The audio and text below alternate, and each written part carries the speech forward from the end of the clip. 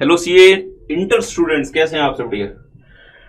Dear friends, CA inter या SSM में बच्चों की रिक्वेस्ट आ रही थी कि sir case study type questions, जो कि आपको पता है स्ट्रेटेजिक मैनेजमेंट में डियर केस स्टडी के जो क्वेश्चंस होते हैं वो 10 से लेके 15 और इवन मतलब 20 मार्क्स तक आ सकते हैं। तो फिर केस स्टडी टाइप क्वेश्चंस में आपकी ग्रिप बहुत अच्छी होनी चाहिए।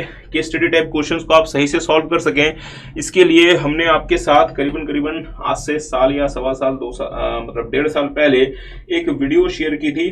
और ये वाली वीडियो थी वो strategic management all case study based questions all मतलब चैप्टर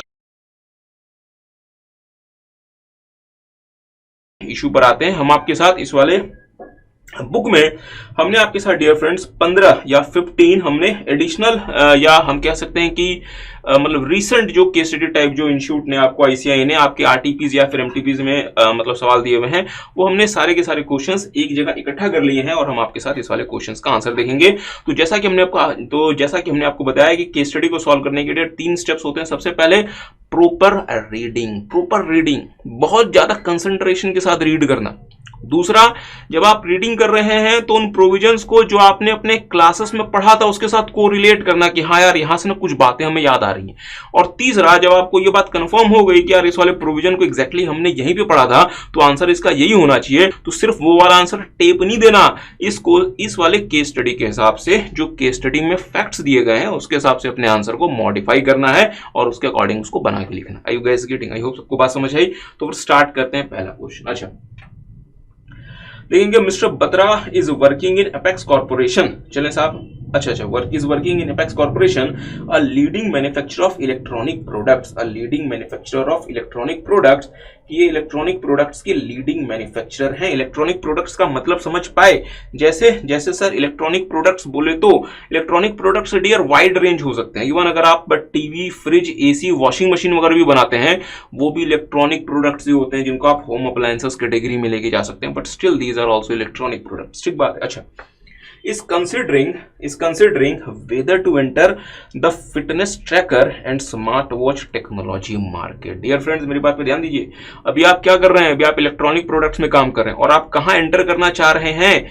फिटनेस ट्रैकर और स्मार्ट वॉच टेक्नोलॉजी। जैसे सैमसंग वॉच या जैसे एप्पल वॉच, बेसिकली कि आप इस तरीके के प्रोडक्ट बनाना चाह रहे हैं। तो डियर, अगर मैं लेट्स से अभी इलेक्ट्रॉनिक प्रोडक्ट्स बनाता हूं, लेट्स से कि मैं अभी वॉशिंग मशीन, मैं फ्रिज और मैं एयर कंडीशनर बनाता हूं और मैं जाना चाह रहा हूं एप्पल वॉच को कंपीट करने के लिए एक प्रोडक्ट बनाना, तो क्या मेरे लिए इतना आसान होने वाला है? नहीं सर। मतलब मैं एक बिल्कुल नए एरिया ऑफ बिजनेस में एंटर करना चाह रहा हूं, मैं बिल्कुल एक न्यू लाइन ऑफ बिजनेस में एंटर करना चाह रहा हूं। कुछ याद आ रहा है आपको क्या? सर ये तो एक तरीके का डाइवर्सिफिकेशन है, क्योंकि आप अपने एग्जिस्टिंग बिजनेस को छोड़ के, मतलब एग्जिस्टिंग के साथ आप जो प्लान कर रहे हैं कि एक बिल्कुल नए एरिया ऑफ बिजनेस में एंटर करना। सो this is a kind of diversification. ठीक बात है, क्योंकि अभी आप कहां पर हैं? इलेक्ट्रॉनिक प्रोडक्ट्स में, और आप कहां जाना चाह रहे हैं? Fitness tracker and smart watch technology market etcetera. ठीक है। अच्छा, आगे आते हैं। The market is growing rapidly.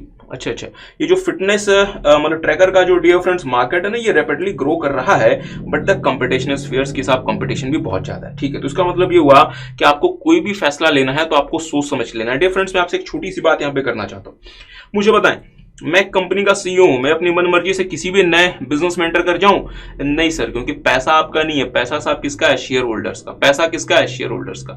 अगर आपने एक नए बिजनेस में एंटर करने का रिस्क ले लिया तो मुझे बताएं साहब, एक नए बिजनेस में एंटर करने का मतलब क्या होता है? Sir huge investment. एक नए बिजनेस में एंटर करने का मतलब ये नहीं होता कि एक फेसबुक पेज बना लिया फ्री में और एक जो हम कह सकते हैं साहब की एक मतलब ट्विटर में एक अकाउंट खोल लिया फ्री में। अब तो शायद मतलब ट्विटर में अकाउंट भी फ्री में नहीं खुलता। तो डियर, आपको बहुत सारा इन्वेस्टमेंट करना पड़ता है, बहुत सारे पेटेंट्स वगैरह लेने पड़ते हैं, बहुत सारा आपको एक्विजिशन वगैरह करना पड़ सकता है। Means it is a huge game, it needs a huge investment. क्या मेरी बात समझ पा रहे हैं? मुझे बताएं ना, अगर आज मैं ऑटोमोबाइल इंडस्ट्री में एंटर करना चाहता हूं डियर, तो एक कंजर्वेटिव असेसमेंट के अगर मैं कॉन्टेक्स्ट में भी बात करूं, तो अगर आज मैं ऑटोमोबाइल इंडस्ट्री में एंटर करके कार अगर मैं मार्केट में लाकर बेचना चाहता हूं तो मुझे कम से कम 10,000 करोड़ से लेके 25,000 करोड़ की इन्वेस्टमेंट करनी पड़ेगी। मतलब सर जी $1.5 बिलियन से कम 3 से 4 बिलियन डॉलर की इनिशियल इन्वेस्टमेंट करनी पड़ेगी, तो मैं जाके एक पूरी की पूरी ऑटोमोबाइल का चेन जो है मैं अपने पास स्टैब्लिश कर पाऊंगा उसे मैं मार्केट में लेकर आ पाऊंगा। और डियर क्या इतना पैसा इन्वेस्ट करना बिना सोचे समझे या बिना प्रॉपर प्लानिंग के क्या समझदारी है? नहीं सर। अच्छा, बट अभी तक हमें ये पता नहीं चला कि केस स्टडी हमसे चाह क्या रहा है, क्योंकि अभी तक हमें सिर्फ ये पता चला कि the market is growing rapidly but the competition is fierce. हमने आपके साथ देखा mister Batra and this team has to decide whether to invest in R&D for fitness tracker and smartphone technology और to focus on their core product. की sir ji R&D वगैरह करके fitness मतलब tracker market में जाएं या जो कर रहे हैं उसी पे ध्यान लगाएं, बेवजह का जो है हम और किसी एरिया में एंटर ना करें। तो ये इन्होंने अभी ये क्या कर रहे हैं उसके बारे में डिसीजन मेकिंग कर रहे हैं, ये प्लान कर रहे हैं कि इनको नए बिजनेस में जाना चाहिए या फिर नहीं जाना चाहिए। Means they are currently in the decision making phase. ठीक बात है साहब। अच्छा, the decision could have significant implications for the company's future growth. की साहब इस वाले डिसीजन का कंपनी के भविष्य पे बहुत बड़ा इंपैक्ट आने वाला है सर। क्यों? क्योंकि डियर फ्रेंड्स, एक नए बिजनेस में एंटर करना, उसके लिए R&D करना, उसके लिए फैक्ट्री स्टैब्लिश करना, उसके लिए आउटलेट्स वगैरह बनाना, इट नीड्स ह्यूज मनी। ये पैसा कहां से आएगा सर? हमारे पास ना रिटेन्ड अर्निंग्स है। चलें, आपके पास मान लीजिए रिटेन्ड अर्निंग्स है, आपने वो सारा का सारा पैसा रिटेन्ड अर्निंग्स का उड़ा दिया। भविष्य में कंपनी के एक्सपेंशन के लिए पैसा चाहिए, वो कहां से लाओगे? फिर लोन लेना पड़ेगा। सर हमारे पास रिटेन्ड अर्निंग्स है ही नहीं, तो फिलहाल ही आपको स्टार्टिंग में ही लोन लेके ये काम करना पड़ेगा।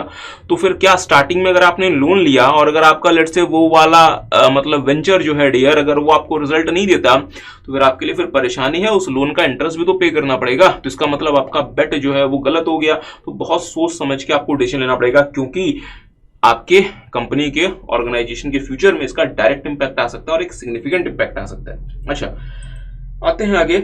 अच्छा, where you will place mister Batra in organisational hierarchy. Dear, अब आपको ना अपने केस स्टडी माइंडसेट को एक्टिवेट करना है। कहते हैं साहब आप ना मिस्टर बत्रा को ऑर्गेनाइजेशन की हायरार्की में कहां प्लेस करोगे?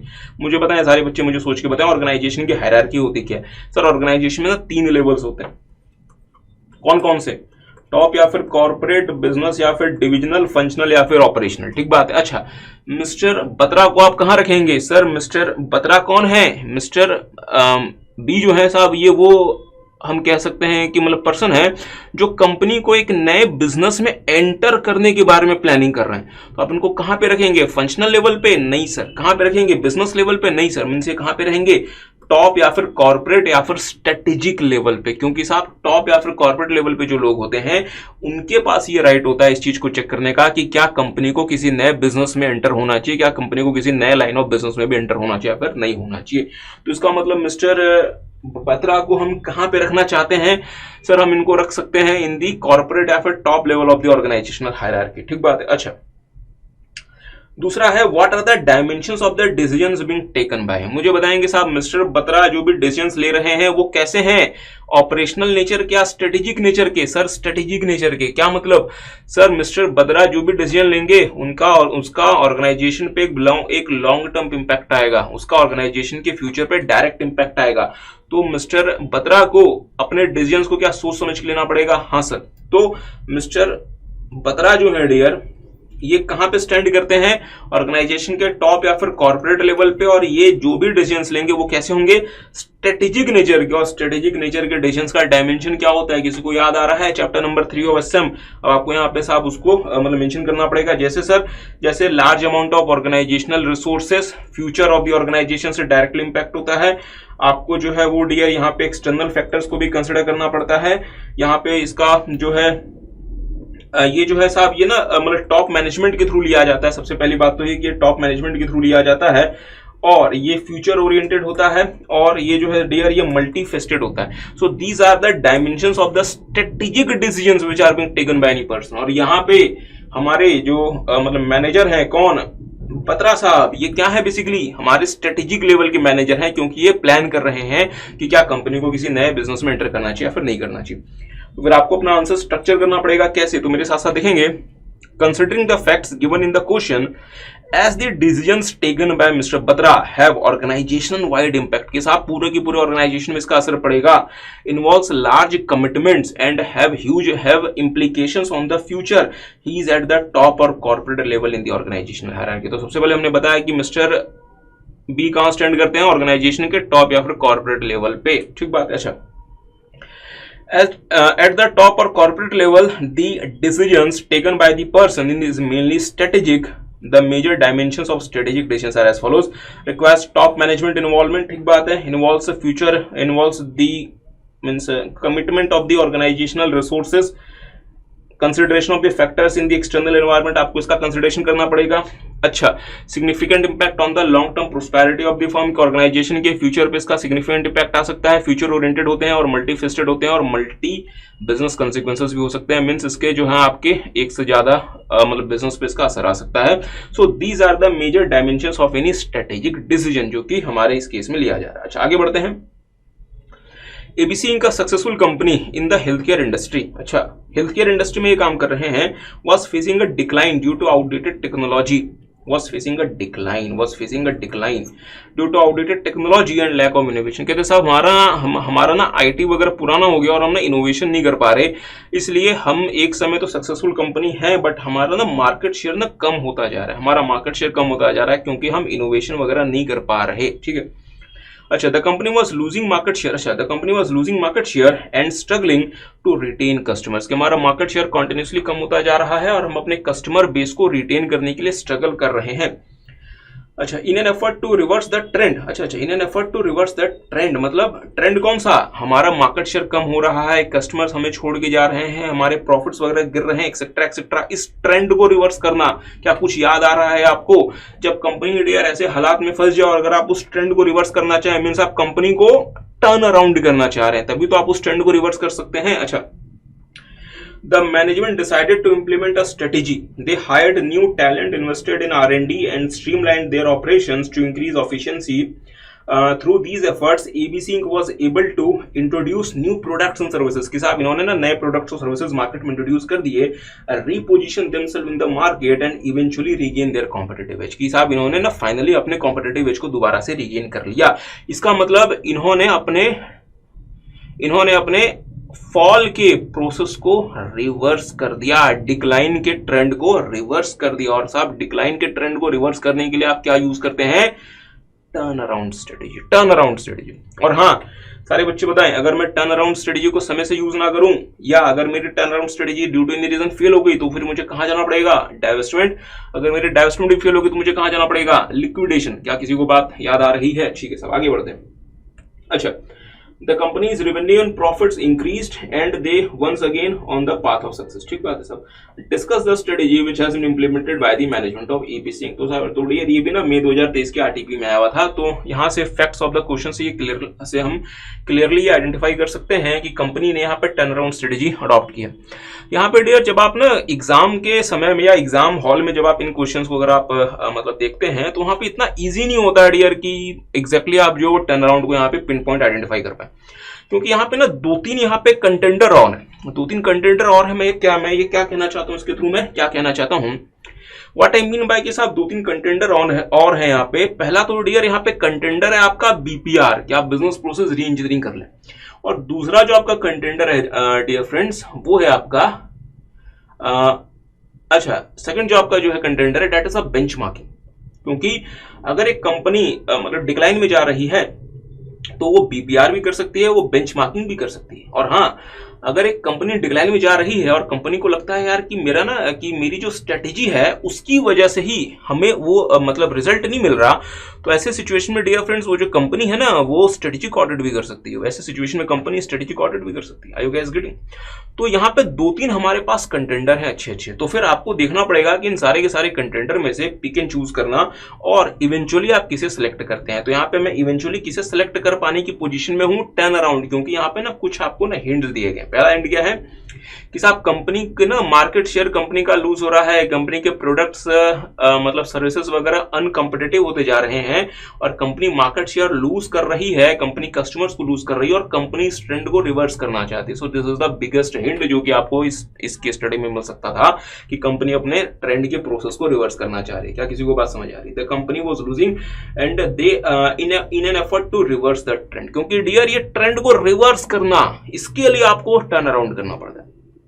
ध्यान दीजिएगा, बीपीआर भी हम करते हैं बट पर ये एसेंशियल नहीं है कि बीपीआर जो है वो हमें हमारे फॉलिंग मार्केट शेयर के ट्रेंड को रिवर्स करके दे दे। नहीं, इसके लिए जो सबसे इफेक्टिव हम कह सकते हैं कि मेडिसिन या फिर हम कह सकते हैं कि मतलब थेरेपी होता है दैट इज टर्न अराउंड, तो फिर यहाँ पे आपको टर्न अराउंड फॉलो करना पड़ेगा। बट हाँ, यहाँ पे आपको क्वेश्चन क्या कहता है, ध्यान दीजिएगा, discuss the strategy which has been implemented by the company by ABC limited. कि साहब उस स्ट्रेटेजी को आप जो है उसके बारे में थोड़ी सी बात करें।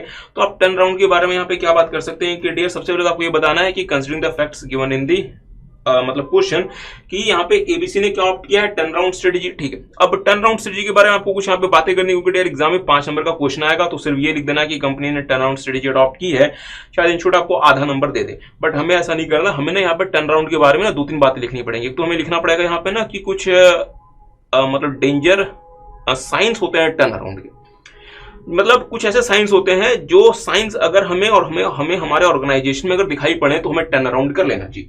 और उनको उन मतलब सिग्नल्स को हम क्या नाम देते हैं, डेंजर सिग्नल्स। तो डियर, जैसे वो सिग्नल्स ऑर्गेनाइजेशन में आपको दिखाई पड़े आपको टर्न अराउंड कर लेना चाहिए। और वो मतलब सिग्नल क्या क्या हो सकते हैं, सर हमारा ना कैश फ्लो कम हो रहा है, हमारे प्रॉफिट्स कम हो रहे हैं, हमारे एम्प्लॉयज का मोरल कम हो रहा है, हमारा मार्केट शेयर लूज हो रहा है, कस्टमर जो है वो हमसे जो है वो खुश मतलब नहीं है, और हमारे ऑर्गेनाइजेशन में मिसमैनेजमेंट है वगैरह वगैरह। तो ये क्या है, बेसिकली ये है हमारे डेंजर सिग्नल्स जो हमें हिंट दे रहे हैं कि टर्न अराउंड कर लो। अगर टर्न अराउंड नहीं किया थोड़े समय के बाद डाइवेस्टमेंट करना पड़ेगा, और अगर डाइवेस्टमेंट से भी बात नहीं बनी तो फिर अपने आप को लिक्विडेट करना पड़ेगा। सो इनको हम क्या नाम देते हैं, डेंजर सिग्नल्स। तो यहाँ पे क्या हमें इस वाले क्वेश्चन में कुछ डेंजर सिग्नल्स मिल रहे हैं? हाँ सर, कैसे देखेंगे, was facing a decline in market, मतलब कंपनी का प्रोडक्ट मार्केट शेयर जो है वो धीरे धीरे मार्केट में कम होता जा रहा है। Means it is a danger signal that indicates that the company should go for a turn around. ठीक बात है। अच्छा, आगे आते हैं। तो फिर एक तो आप ये लिख सकते हैं यहाँ पे, और दूसरा आप यहाँ पे डियर जो कि मोस्ट कॉमन है, steps involve in the turn around process. और टर्न अराउंड प्रोसेस में क्या क्या स्टेप्स होते हैं साहब की, मतलब एग्जिस्टिंग प्रॉब्लम्स का एनालिसिस करें, एक रीडिजाइन प्रोसेस प्लान बनाएं, उसको इंप्लीमेंट कर दें, अपने बिजनेस को रिस्ट्रक्चर करें और दोबारा से सब कुछ सही हो जाएगा, means returning to the normal. तो these are the steps involve in the turn around process. तो आप ये दोनों यहाँ पे लिख सकते हैं। तो फिर action plan for turn around strategy आप यहाँ पे लिख सकते हैं। अच्छा, आगे आते हैं। Domolo is a premium cycle and cycling equipment brand. अच्छा, Domolo is a premium cycle and cycling equipment brand which targets a high spending customers with a linkage for quality and brand name. ध्यान दीजिएगा, which targets high spending customers, मतलब इनके product के prices ज्यादा होते हैं क्योंकि ये ऐसे कस्टमर्स को टारगेट करते हैं जो कि अच्छा खासा परचेजिंग पावर रखते हैं, जो अच्छा खासा पैसा लगा सकते हैं, और वो ना क्वालिटी और ब्रांड नेम को सर्च करते हैं। मतलब ये हुआ कि ऐसे मतलब कस्टमर जो कि क्वालिटी और ब्रांड नेम को प्रेफर करते हैं और इसके लिए ये प्रीमियम प्राइस को पे करने को रेडी हैं। ठीक बात है। अच्छा, their cycles range from ₹15,000 to ₹100। इनकी जो साइकिल्स होती हैं डियर, ये 15,000 रुपए से शुरू के 1 लाख रुपए तक आती है। डियर फ्रेंड्स, भारत देश में 1 लाख रुपए में एक अच्छी खासी बाइक आ जाती है। इवन भारत देश में 1 लाख रुपए में एक अच्छी खासी बाइक और एक अच्छा खासा स्मार्टफोन आ जाता है। जैसे स्मार्टफोन बोले, आपके दिमाग में एप्पल नहीं आना चाहिए डियर। एप्पल तो बहुत हाई एंड स्मार्टफोन हो गया, 8-10 हजार के भी अच्छे खासे स्मार्टफोन आ जाते हैं और एक अच्छी खासी बाइक आ जाएगी 1 लाख रुपए में। तो उस 1 लाख रुपए में ये साइकिल मार्केट में सेल कर रहे हैं। क्या मेरी बात समझ पाए? तो इसका मतलब ये ऐसे मतलब कस्टमर्स के लिए काम कर रहे हैं जिनके पास अच्छी खासी बाइंग पावर है, और अच्छी खासी बाइंग पावर होने के साथ साथ वो ना ब्रांड और क्वालिटी को प्रेफर करते हैं। तो इसका मतलब ये हुआ कि मतलब डोमोलो कंपनी जो है ये इस एरिया में काम कर रही है जहां पे ये बाइंग पावर वाले कस्टमर्स को सर्च करती है, मतलब उनके लिए काम करती है, और उनको वो जो है वो क्वालिटी और ब्रांड ऑफर करती है और उनसे प्रीमियम प्राइस चार्ज करती है। ठीक बात है। तो इसका मतलब ये हुआ कि हम कह सकते हैं कि मतलब डोमोलो कंपनी डियर क्या कर रही है, कौन सी स्ट्रेटेजी यूज कर रही है, डिफरेंशिएशन स्ट्रेटेजी। कौन सी स्ट्रेटेजी यूज कर रही है, डिफरेंशिएशन स्ट्रेटेजी। ठीक बात है। अब क्या हम ये कहेंगे कि साहब फोकस्ड नहीं, फिलहाल हम फोकस की बात नहीं कर सकते क्योंकि कंपनी जो है ये एक वाइड मार्केट के लिए काम कर रही है। कंपनी एक फोकस्ड मार्केट के लिए काम नहीं कर रही, कंपनी एक वाइड मार्केट के लिए काम कर रही है, इसलिए हम यहाँ पे फोकस्ड वर्ड लेके नहीं आ सकते। फिलहाल हम आगे पढ़ते हैं क्या लिखा हुआ है। अच्छा, The recent trend of fitness through cycling has created homogeneous demand for cycles and peripherals like helmet, lights, braking system, fitness applications, etc. Dear, ये लाइन बहुत इंपॉर्टेंट है। अब इस लाइन को आप कितना समझ पा रहे हैं ये बहुत इंपॉर्टेंट है समझना। देखेंगे, The recent trend of fitness through cycling has created homogeneous demand. The recent trend of fitness through cycling कि साहब आजकल एक नया ट्रेंड आ गया है कि अगर आपको फिट रहना है तो उसमें साइकिलिंग बहुत मदद करता है। डियर फ्रेंड्स, जो बच्चे मतलब विलेज से बिलोंग करते हैं या जिनको विलेज के बारे में थोड़ा बहुत आइडिया है, वहां पे आप देखेंगे डियर कि लोग बहुत कम मतलब मोटे होते हैं, मतलब ये हुआ कि लोग साफ फिट होते हैं, जबकि वो कोई जिम वगैरह नहीं जाते। बट सर ऐसा क्यों? क्योंकि डियर वहां पे ज्यादातर लोग साइकिल यूज करते हैं, अपने डेली पर्पसेस के लिए साइकिल यूज करते हैं, और जो भी पर्सन साइकिल यूज करता है वो डियर ओवरवेट नहीं हो सकता। You gas getting? तो ये बात शहर के लोगों को भी धीरे धीरे समझ में आ रही है, क्योंकि क्वेश्चन में लिखा हुआ है the recent trend of fitness through cycling, कि मतलब अर्बन एरियाज के जो मतलब लोग हैं उनको भी ये फील हो रहा है कि अगर हम साइकिलिंग करेंगे तो हम ना फिट रह सकते हैं, अगर हम साइकिलिंग करेंगे तो हम फिट रह सकते हैं। तो इसका मतलब ये हुआ कि साइकिल के और साइकिल से जुड़े हुए इक्विपमेंट्स की, जैसे जैसे सर साइकिल से जुड़े हुए इक्विपमेंट्स क्या हो सकते हैं, जैसे हेलमेट्स हो सकते हैं, लाइट्स हो सकते हैं, उसके हम कह सकते हैं डियर फ्रेंड्स की मतलब ब्रेक्स हो सकते हैं, फोन के एप्स वगैरह होते हैं वगैरह वगैरह, उसकी डिमांड बढ़ती जा रही है। और इसकी वजह से बहुत ना दो बहुत इंपॉर्टेंट वर्ड्स यहाँ पे लिखे गए हैं, मेरे साथ साथ मतलब देखेंगे। इसकी वजह से ना एक होमोजीनियस डिमांड मार्केट में खड़ी हो रही है। What I mean by homogeneous demand? Dear friends, homogeneous demand का मतलब होता है ऐसी डिमांड जहां पे बायर जो है वो ब्रांड की चीजों के लिए तो कंसर्न मतलब कंसर्न होता ही होता है, मींस जो चीजें ब्रांड के थ्रू उसको मिल रही हैं, buyer is concern about that thing. But एक बहुत बड़ा बायर का ग्रुप ऐसा भी है जो कि ब्रांड से बहुत ज्यादा कंसर्न नहीं होता, उसको प्रोडक्ट से मतलब होता है, उसको प्रोडक्ट से मतलब होता है। That is the homogeneous demand. फिर से मैं कहता हूं कि आज के समय अगर स्मार्टफोन में सिर्फ और सिर्फ एप्पल का ही फोन बिके तो मुझे बताएं क्या डिमांड होमोजीनियस है? नहीं सर, क्योंकि सिर्फ और सिर्फ ब्रांड की चीजें बिकती हैं। आज के समय डियर स्मार्टफोन में नए नए ब्रांड्स मार्केट में आ रहे हैं और उनके बायर्स मार्केट में हैं, इसका मतलब होमोजीनियस डिमांड। तो इसी तरीके से साइकिलिंग इंडस्ट्री में भी होमोजीनियस डिमांड है कि यार इसमें नए प्लेयर्स भी एंटर कर सकते हैं और उनके लिए भी डिमांड है।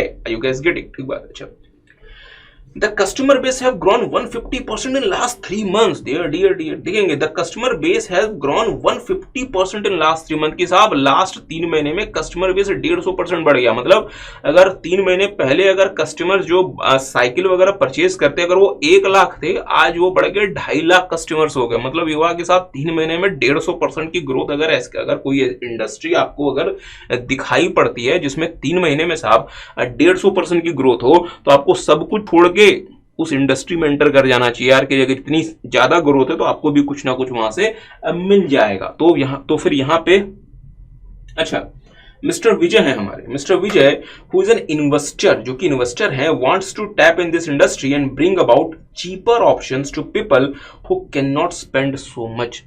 अच्छा, क्योंकि यहाँ पे एक कंपनी है जिसका नाम है मतलब डोमोलो, वो भी साइकिल्स वगैरह सेल करती है, बट वो 15,000 से शुरू के 1 लाख रुपए तक जाता है। मतलब ये हुआ कि उनके पास प्रोडक्ट में 15,000 से कम की कोई साइकिल नहीं है, जबकि डियर साइकिल वगैरह इतनी ज्यादा महंगी नहीं होनी चाहिए। तो मिस्टर मतलब विजय चाह रहे हैं कि वो इस इंडस्ट्री में एंटर करें और वो चीपर ऑप्शंस लेकर आए, चीपर ऑप्शंस लेकर आए उन लोगों के लिए जो कि इतना ज्यादा स्पेंड नहीं कर सकते, चीपर ऑप्शंस लेकर आए। अच्छा, तो डियर ये आपको थोड़ा सा ध्यान देना पड़ेगा कि मिस्टर विजय यहाँ पे चीपर ऑप्शन लेकर आना चाह रहे हैं। जैसे आपने सुना चीपर ऑप्शन, आपके माइंड में आएगा सर कॉस्ट लीडरशिप कर लो। क्या कर लो? कॉस्ट लीडरशिप कर लो, क्योंकि डियर फ्रेंड्स मतलब डिफरेंशिएशन तो पॉसिबल नहीं है। क्यों? क्योंकि साहब उसके लिए आपको इन्वेस्ट करना पड़ता है, R&D करनी पड़ती है वगैरह वगैरह। तो यहाँ पे सबसे पहले आपके माइंड में क्या आ रहा होगा? सर कॉस्ट लीडरशिप कर लो, क्योंकि उसी के थ्रू आप चीपर ऑप्शन लेकर आ सकते हो। ठीक बात है। अच्छा, आगे बढ़ते हैं थोड़ा। Mr. Vijay, who is an investor, wants to tap in this industry and bring about cheaper option to people who cannot afford spend so much. अच्छा, which business level strategy would best suit for Mr. Vijay's idea, and what are the major subcategories that can be implemented to capture maximum market share? Dear friends, यहाँ पे एक word बहुत important use हुआ है, नाम इसका which business level strategy. Which business level strategy की साहब कौन सी बिजनेस लेवल स्ट्रेटेजी? याद है किसी को बिजनेस लेवल स्ट्रेटेजीज क्या क्या होती थी? माइकल पॉटर साहब ने बताया था बिजनेस लेवल स्ट्रेटेजी क्या क्या होती थी? डिफरेंशिएशन, कॉस्ट लीडरशिप और फोकस। अच्छा, डिफरेंशिएशन, कॉस्ट लीडरशिप और फोकस। साथ में डियर एक और स्ट्रेटेजी होती थी जो कि माइकल पॉटर ने तो नहीं बताया था, बट माइकल पॉटर की इन स्ट्रेटेजीज को कंसिडर करते हुए इवॉल्व हुई थी, जिसका नाम था best cost provider strategy. Best cost provider strategy ना 2 तरीके से काम करती है, या 2 तरीके से ये काम कर सकती है। एक उसका जो रास्ता होता है वो ये होता है कि सेम प्राइस में ज्यादा फीचर्स ऑफर करना, सेम प्राइस में कंपटीटर्स के मुकाबले ज्यादा फीचर ऑफर करना, या सेम फीचर्स को कम प्राइस पे ऑफर करना। फिर से मान लीजिए कि एक मतलब प्रोडक्ट है जो कि मान लीजिए कि अगर कॉम्पिटिटर 10,000 रुपए का सेल कर रहा है तो हम भी अपना प्रोडक्ट 10,000 में ही सेल करेंगे, बट हम फीचर ज्यादा देंगे, ठीक बात है, पर हम फीचर ज्यादा देंगे जो कि हमारा कॉम्पिटिटर ऑफर कर रहा है। दूसरा कि हम अपने प्रोडक्ट को उतने ही फीचर्स देंगे जो कि हमारा कॉम्पिटिटर दे रहा है, बट हम 8,000 रुपए चार्ज करेंगे। That is called the best cost provider strategy. और हाँ, अगर किसी को याद आ रहा हो तो हमने कहा था कि साहब कॉस्ट लीडरशिप लॉन्ग टर्म के लिए फिजिबल स्ट्रेटेजी नहीं है। आपको कहां मूव करना पड़ता है? बेस्ट कॉस्ट प्रोवाइडर स्ट्रेटेजी में। आपको कहां जाना पड़ता है? बेस्ट कॉस्ट प्रोवाइडर स्ट्रेटेजी में, क्योंकि dear best cost provider strategy ही आपको मैक्सिमम मार्केट कैप्चर करके देगी। कॉस्ट लीडरशिप आपको मैक्सिमम मार्केट कैप्चर करके नहीं देगी। Are you guys getting? किसी को समझ आ रहा है डियर कि इंस्टीट्यूट कैसे कैसे क्वेश्चन ड्राफ्ट कर रहा है? अच्छा, मेरी बात पर ध्यान दीजिएगा। अगर मैं इस केस स्टडी को यहां से लेकर यहां तक पढ़ूं, तो मुझे जो समझ में आता है वो मुझे ये समझ में आता है कि हमें कहां चला जाना चाहिए? कॉस्ट लीडरशिप स्ट्रेटेजी की मतलब तरफ। बट जैसे मैं लास्ट लाइंस पढ़ता हूं, जैसे मैं 3 मैजिकल वर्ड्स पढ़ता हूं, capture maximum market, cost leadership से मेरा मोह भंग हो जाता है, मींस मेरा दिल टूट जाता है कॉस्ट लीडरशिप की तरफ से। क्यों? क्योंकि डियर कॉस्ट लीडरशिप आपको मैक्सिमम मार्केट शेयर कैप्चर करके नहीं देगी। कॉस्ट लीडरशिप कुछ समय के लिए बेनिफिशियल होती है। अगर आपको मैक्सिमम मार्केट शेयर कैप्चर करना है रियल लाइफ में भी, तो आपके पास क्या ऑप्शन है? आपके पास ऑप्शन है कि आप अपने कस्टमर को कॉम्पिटिटर जो प्राइस चार्ज कर रहा है उसी प्राइस में या तो ज्यादा फीचर ऑफर करो, दूसरा कॉम्पिटिटर से कम प्राइस लेके सेम फीचर्स ऑफर करो, तभी आप maximum market share long term तक कैप्चर करके रख सकते हो। अदरवाइज कोई तरीका नहीं है। मींस हमें बेस्ट कॉस्ट प्रोवाइडर स्ट्रेटेजी की तरफ जाना पड़ेगा। So dear, this is one of the best question जो कि केस स्टडी में आ सकता है, क्योंकि बच्चा इतना ज्यादा डिटेल में कभी पढ़ के नहीं जाता। और हाँ, मैं खुद ये मानता हूं कि अगर एग्जाम में अगर इस तरीके के क्वेश्चंस आते हैं तो मैक्सिमम बच्चे जो है यहाँ पे आंसर कर देंगे कॉस्ट लीडरशिप का, जो कि गलत हो जाएगा, क्योंकि आखिरी के 3 शब्द बहुत इंपॉर्टेंट थे जो ये कहते हैं कैप्चर मैक्सिमम मार्केट, क्योंकि डियर आपको cost leadership maximum market capture करके नहीं देता। तो फिर मेरे साथ साथ देखेंगे यहाँ पे हमारे लिए बेस्ट ऑप्शन क्या है? बेस्ट कॉस्ट प्रोवाइडर स्ट्रेटेजी, क्योंकि उसके थ्रू ही आपको मैक्सिमम मार्केट शेयर मिलेगा। ठीक है, अच्छा आगे आते हैं। Considering the facts given in the question, the best cost provider strategy would ensure a better reach to the two not so affluent customers and provide with the good quality cycles and equipments. Taking in thus the 2 subcategories that can be implemented are offering lower prices than rivals for the same quality of the products, और दूसरा charging same price for better quality of products. तो इसका मतलब ये होगा dear कि जो हमारा कॉम्पिटिटर जिस प्राइस पे प्रोडक्ट ऑफर कर रहा है उस प्राइस पे हम ज्यादा फीचर्स देंगे, या हम सेम मतलब फीचर्स के लिए जो है वो कम प्राइस चार्ज करेंगे। सो इन दोनों में से आप कोई भी जो है ये so these are the 2 ways जिसके थ्रू आप बेस्ट कॉस्ट प्रोवाइडर स्ट्रेटेजी आप ऑप्ट कर सकते हैं। विजय यहाँ पे क्या प्लान कर रहे हैं कि हम अपने कॉम्पिटिटर्स के जितने ही क्वालिटीज ऑफर करेंगे, तो इसका मतलब विजय के लिए बेस्ट मतलब सूटेड कौन सा है? Offering lower price than rivals for the same quality of the product. ठीक बात है। अच्छा, thus the sub strategy number 1, offering lower price for almost same quality, should be implemented to become the best cost provider cycle in the related equipments in the market. तो dear ऐसे questions exam में आ सकते हैं। तो चूंकि RTP का question अगर आप देखें, this question we have taken from May 2023 RTP, तो आपको थोड़ा सा तैयार रहना पड़ेगा, इसलिए केस स्टडी टाइप क्वेश्चंस की भी प्रैक्टिस अच्छे से करें। अच्छा आगे आते हैं। Anshuman was a CEO of, हमने इसमें काफी टाइम लगा दिया, आप ज्यादा टाइम नहीं लगाएंगे।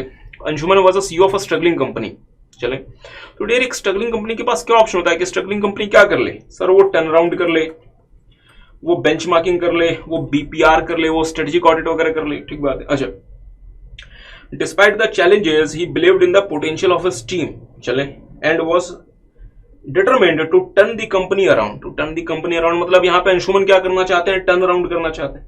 चले साहब, he started by communicating his vision to his employees. अच्छा, he encouraged them to think outside the box, take risk and be creative। अच्छा, तो ध्यान दीजिएगा यहाँ पे ना मिस्टर अंशुमन को क्या क्या करना चाहिए, या मतलब मिस्टर अंशुमन क्या क्या करना चाह रहे हैं, क्या क्या कर रहे हैं, उसके बारे में बातें की जा रही हैं कि वो अपने एम्प्लॉयज को इनकरेज कर रहे हैं यार कि ना आउटसाइड द बॉक्स की मतलब थिंकिंग रखो, रिस्क लो और थोड़ा सा क्रिएटिव बनो कि कुछ नए तरीके से चीजों को करने की अपने अंदर मतलब क्षमता लाओ। ठीक है, मीन्स यहाँ पे मिस्टर अंशुमन अपने एम्प्लॉयज को एनकरेज कर रहे हैं to better perform for the organization. Means उनको मोटिवेट कर रहे हैं, एनकरेज कर रहे हैं ताकि वो कंपनी के लिए ज्यादा बेहतर तरीके से काम कर सके। ठीक है साहब। अच्छा, He also invested in training people.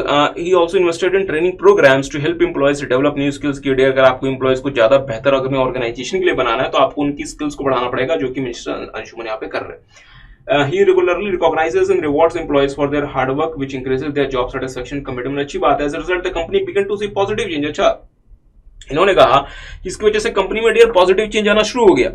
As a result, the company began to see positive changes. Identify and discuss the leadership style adopted by Anshuman. अच्छा, तो डियर ये क्वेश्चन तो बड़ा आसान बन गया. आपको पता है डियर फ्रेंड्स, मीन्स दो तरीके से आप ऑर्गेनाइजेशन को लीड कर सकते हैं, और वो दो तरीके कौन कौन से हैं? ट्रांजेक्शनल और दूसरा होता है ट्रांसफॉर्मेशनल. तो यहाँ पे मिस्टर अंशुमन कौन सा स्टाइल यूज कर रहे हैं? ट्रांसफॉर्मेशनल लीडरशिप स्टाइल, क्योंकि यहीं पे आप अपने एम्प्लॉयज को इनकरेज करते हैं to better perform for the organisation, to think outside the box, be मतलब creative and to better contribute in the growth and success of the organisation. So mister Anshuman is using the transformation leadership style. और dear इसका answer आप यहाँ पे मतलब पढ़ लें, हम यहाँ पे ज्यादा समय नहीं लगाएंगे, बट हाँ यहाँ पे हम कौन सा स्टाइल यूज कर रहे हैं? ट्रांसफॉर्मेशन लीडरशिप स्टाइल, ये हमें यहाँ पे पता चल गया. अच्छा, आगे आते हैं. ये वीडियो मई 2023 आरटीपी का क्वेश्चन है, मतलब मई 2023 के आरटीपी में 5 केस स्टडी टाइप क्वेश्चन है, तो इस बात का ध्यान रखें. इंडिया लग्जरी डोमेस्टिक एयरलाइन इंडीजेट, अच्छा सॉरी मतलब इंडीजेट in an attempt to retain its leadership in aviation sector, मतलब ये हुआ कि हम ऑलरेडी यहाँ पे लीडरशिप रोल में हैं, हम उसको रिटेन करना चाहते हैं. has hired Mr. J.S. Datta as its chief executive. Mr. J.S. Datta as its chief executive. चलें, Mr. Datta wishes to reorient company to make it a domestic discount carrier. चलें साहब, डोमेस्टिक डिस्काउंट कैरियर का मतलब होता है dear friends की domestic discount career basically किसी जमाने में ना स्पाइस जेट हुआ करता था. स्पाइस जेट कैसे कि साहब, जहां एयर इंडिया जो है वो आपको दिल्ली से लेके मुंबई जाने के लिए 7,000 रुपए तक ले लिया करता था, 7,000 रुपए तक ले लिया करता था, स्पाइस जेट 1,800 रुपए में लेके जाता था. साहब वो भी दिन होते थे कोरोना से पहले. अब तो खैर कोरोना के बाद हालात थोड़े से चेंज हो गए. अब तो खैर नॉर्मल फ्लाइट्स की मतलब टिकट्स भी साहब वो 3,500-4,000 से कम नहीं आती. किसी जमाने में ये 1,600 रुपए तक भी अवेलेबल हो जाती थी थैंक्स टू स्पाइस जेट. तो वो क्या होते थे? Basically domestic discount carriers. ठीक है. अच्छा, He desires to introduce no frill business model. What I mean by the term no frill business model? साहब no frill business model का मतलब हुआ कि सीधी बात नो बकवास. मतलब साहब मतलब ये वर्ड ईयर कि आपको हम मिनिमम रिक्वायर्ड सर्विसेज ऑफर करेंगे, अकॉर्डिंगली आपके लिए भी कॉस्ट कम हो, हम भी प्रॉफिटेबल रह सके. मतलब ये कि जो आपको मिनिमम बेसिक चीजें होंगी हम आपको उतना ही ऑफर करेंगे ताकि आपके लिए भी कॉस्ट कम पे करें, आपको भी जो है वो प्राइसेस आपको कम पे करनी पड़े और हम भी प्रॉफिटेबल रह सके. जैसे लेट्स से फ्यूचर में आप एक सीए फर्म बनाते हैं अच्छी खासी, कोई भी क्लाइंट आता है, अभी ये कंफर्म नहीं है कि वो क्लाइंट आपसे सर्विसेज ले रहा है या सिर्फ और सिर्फ वो समय पास करने आया है. आपने उसके लिए स्टारबक्स की 250 रुपए की कॉफी मंगवा के उसको पिला दी. ठीक है साहब, स्टारबक्स की 250 रुपए की आपने उसको कॉफी मतलब पिला दी, और आपने उसको लेट से ड्राई फ्रूट्स वगैरह सर्व कर दिए 200 रुपए के. मतलब साहब हर एक क्लाइंट जैसे कोई आपके ऑफिस में आता है 500 रुपए का आपने खर्चा कर दिया. क्लाइंट बैठ के आपसे अपने टैक्स के बारे में कुछ बातें कर रहा होता है, आप उसके लिए और भी कुछ जो है वो आप जो है उसके लिए अपने आर्टिकल को बोलते हैं यार ये लिया. ठीक बात. एंड में क्लाइंट बोलता है सर थैंक यू, आपने ये जो इन्फॉर्मेशन दी है मैं ना आपको कॉल करूंगा, या आप अपना फोन नंबर हमें मतलब दे दें और हम ना इसके लिए ना आगे हम इस चीज के लिए आगे हम आपसे मतलब बात करेंगे. और वो क्लाइंट आपके ऑफिस से उतर गया. मुझे बताएं साहब वो क्लाइंट आपके पास दोबारा आएगा, इसकी प्रोबेबिलिटी कितनी है? सर आ भी सकता है, नहीं भी आ सकता. अगर नहीं आता तो आपका 1,000 रुपए का नुकसान हो गया. Are you guys getting? तो क्या ऐसे सिचुएशन में आप प्रॉफिटेबल रह पाएंगे? नहीं. तो नो फ्रिल बिजनेस मॉडल क्या होता है यार कि अगर क्लाइंट को पानी देने से काम चल सकता है तो हम सिर्फ पानी पिलाएंगे, हम स्टारबक्स की कॉफी नहीं पिलाएंगे. क्लाइंट बोले सर जी आपसे यार इतना काम कराते आपने जो है वो पानी दे दिया, तो बगल वाली रेडी से चाय मंगवा के पिला देंगे 10 रुपए की, स्टारबक्स की कॉफी नहीं पिलाएंगे. मतलब मिनिमम जितने में काम हो सकता है उतना ही काम करेंगे. ठीक है साहब. अच्छा, by offering extremely low fares and improve margins by cutting down traditional amenities such as recycling seats. अच्छा, and complimentary meals की सर जी आप ना हवाई जहाज में एंटर हुए और सीट्स को ना पूरी तरीके से घुमा के ना पीछे जो है ना वो क्या नाम की मतलब सो जाओ, तो उस चक्कर में साहब खर्चे बढ़ जाते हैं ना. आप जो है वो आप एरोप्लेन में आप एंटर हुए और आपको हम जो है वो मील्स वगैरह सर्व करना शुरू कर दें, देखने में तो बहुत अच्छा लगता है कि हाँ देखो ये हो गया, बट साहब उसके लिए कस्टमर को ज्यादा पे भी करना पड़ेगा ताकि हम भी प्रॉफिट कमा सके. तो इसका मतलब ये हुआ कि हमारे लिए कॉस्ट बढ़ रही है तो कस्टमर को भी तो पे करना पड़ेगा.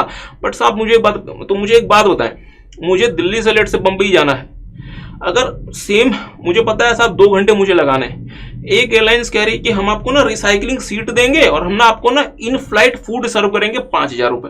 मैं लूंगा चलो ठीक है। दूसरी फ्लाइट कहती है कोई रिसाइकलिंग सीट नहीं और कोई इन फ्लाइट फूड नहीं, मैं क्या और 2,000 रुपए। मैं क्या सोचूंगा, मैं सोचूंगा यार कि मुझे 2 घंटे के लिए ऐसी कौन सी मुझे रिसाइकलिंग सीट की रिक्वायरमेंट पड़ गई कि 2 घंटे में जो है वो स्ट्रेट सीट में नहीं बैठ सकता। दूसरा 2 घंटे में मुझे कौन से फूड की रिक्वायरमेंट पड़ेगी, मुझे कुछ खा के जाना है तो मैं कुछ खा के ही फ्लाइट में बोर्ड करूं क्योंकि मुझे 3,000 रुपए का फेयर कम पड़ रहा है। You guys getting? इसका इंपैक्ट क्या होगा? इसका इंपैक्ट ये होगा कि धीरे धीरे सारे के सारे कस्टमर्स उस कंपनी के पास चले जाएंगे जो no frill business model follow करता है। किसी को बात समझ आ रही है? Are you guys getting? ठीक बात है साहब, बहुत ज्यादा टाइम आपका लग जाता है। अच्छा आगे आते हैं। At the same time setting the stage for new airline revolution. अच्छी बात है। He wishes to brand itself as on time airlines having proper systems in place and reviewing additional investable activities and processes। बहुत बहुत बहुत important यहाँ पे शब्द लिखे गए हैं साहब। Removing additional and wasteful activities and processes की जितनी भी एडिशनल एक्टिविटीज हैं, जितने भी ऐसे प्रोसेसेस हैं जो कि कंट्रीब्यूट नहीं करते, उन सबको हटा दो, उन सबको हटा दो, वो सारे के सारे प्रोसेसेस हटा दो। इसका मतलब कंपनी को ऐसे प्रोसेसेस आइडेंटिफाई कर मतलब कंपनी को अपने सारे के सारे प्रोसेसेस आइडेंटिफाई करने पड़ेंगे। उनमें से वो प्रोसेसेस को आइडेंटिफाई करना पड़ेगा जो वैल्यू ऐड करते हैं, उनको तो रखेंगे, और ऐसे मतलब प्रोसेसेस जो कि वैल्यू ऐड नहीं करते उनको हटा देंगे। तो कुछ याद आ रहा है? याद आ रहा है कुछ? हम ऐसा कब करते हैं? जब हम अपने प्रोसेसेस का एनालिसिस करें, जब हम बिजनेस प्रोसेस री इंजीनियरिंग करें, क्योंकि साहब बीपीआर ही वो टूल होता है जिसके थ्रू आप अपने सारे के सारे प्रोसेस का इवैल्यूएशन करते हैं और उनमें से वो प्रोसेसेस जो कि कंपनी के लिए वैल्यू ऐड नहीं करते, वेस्टफुल होते हैं, जिससे कंपनी का ऐसा कोई भला नहीं होने वाला, वो सारे के सारे प्रोसेसेस आप हटा देते हैं।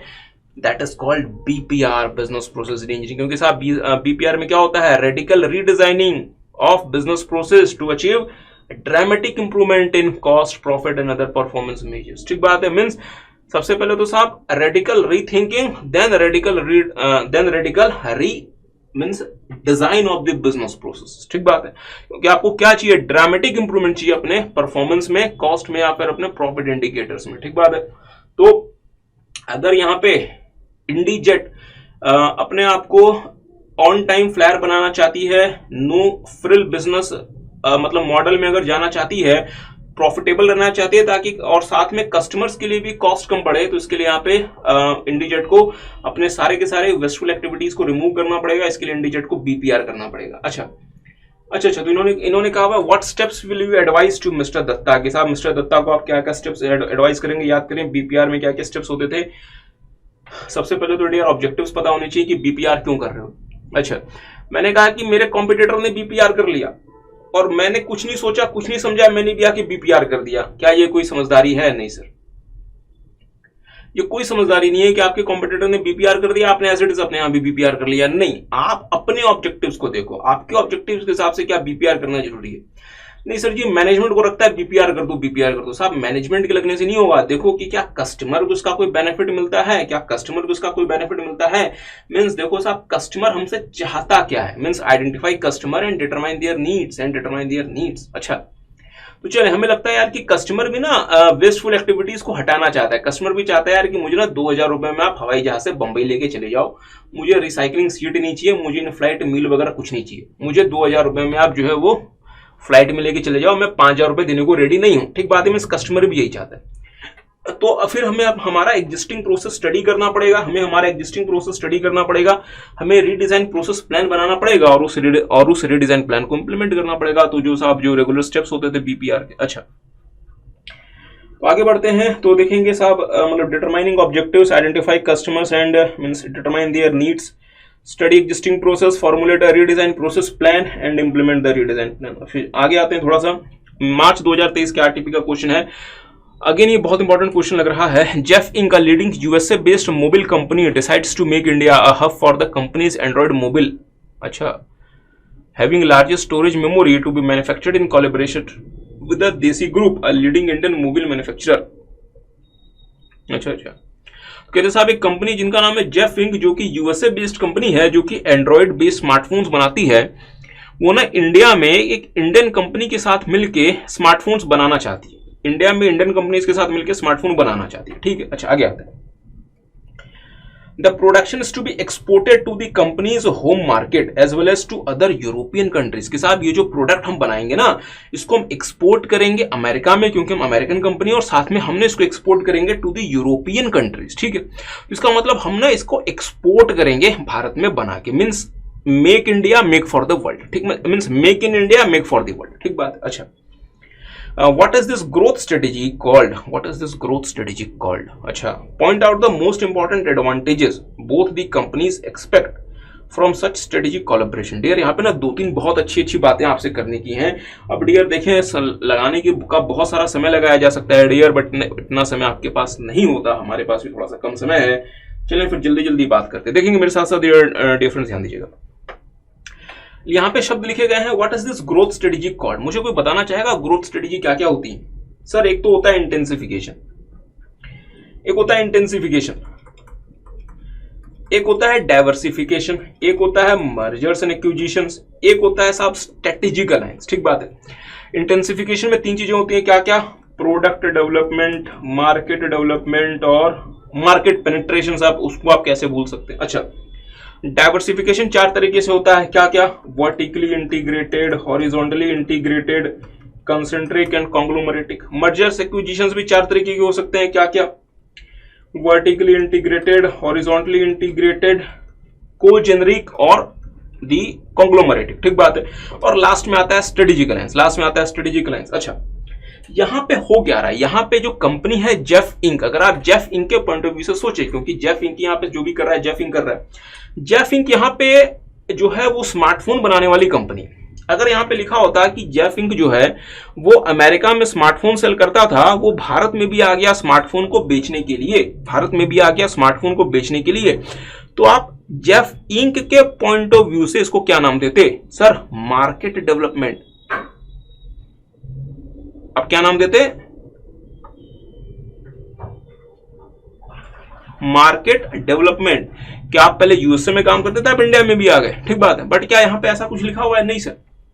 यहां पे क्या कहा जा रहा है कि जेफ इंक ने एक इंडियन कंपनी के साथ कोलैबोरेशन कर लिया, अलायंस कर लिया इंडिया में स्मार्टफोन्स बनाने के लिए। मींस ये कहां इशारा कर रहा है कि सर जेफ इंक ने स्ट्रेटेजिक अलायंस कर लिया, और strategic alliance is also one of the way of achieving growth. It means strategic alliance is also kind of the growth strategy. ठीक बात है। तो यहां पे जेफ इंक क्या कर रहा है? स्ट्रेटेजिक अलायंस कर रहा है।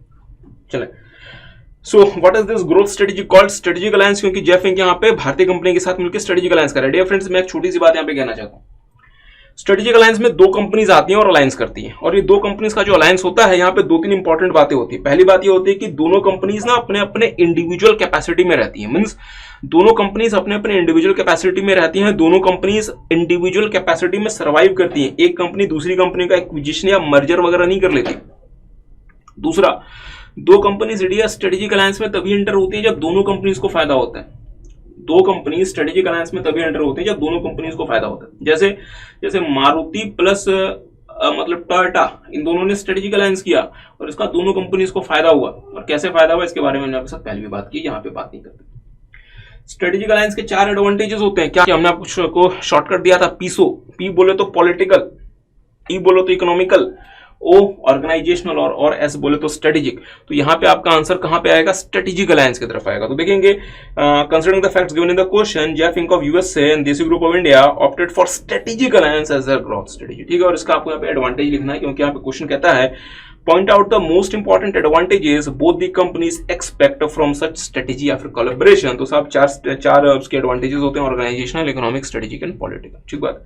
अच्छा, जल्दी से आगे आते हैं। अच्छा, बंच इंक, अच्छा Bunch Private Limited is dealing in multi products like electronics and FMCG, are having outlets in different cities and markets across India. अच्छा। Due to scale of operation, it is having technical difficulties in dealing with distinct product line and market, especially in coordination and control related problems. मतलब company को क्या face करना पड़ रहा है? Coordination and control related problems. Coordination and control related problems की company अपने अलग अलग प्रोडक्ट्स में कोऑर्डिनेशन नहीं कर पा रही और अलग अलग मतलब बिजनेसेस का कंट्रोल नहीं कर पा रही। डियर फ्रेंड्स, बिजनेसेस को कंट्रोल करने का एक बहुत इंपॉर्टेंट टूल होता है, वो होता है प्रॉफिट अप्रोच या फिर रेवेन्यू अप्रोच कि डियर हम ना प्रॉफिट के बेसिस पे अपने बिजनेस को कंट्रोल करेंगे या फिर रेवेन्यू के बेसिस पे कि उन्होंने रेवेन्यू कितना जनरेट किया, उन्होंने प्रॉफिट कितना जनरेट किया। तो ये दो जनरल आप जो है वो वेज होते हैं जिसके थ्रू आप अपने बिजनेस को कंट्रोल कर सकते हैं।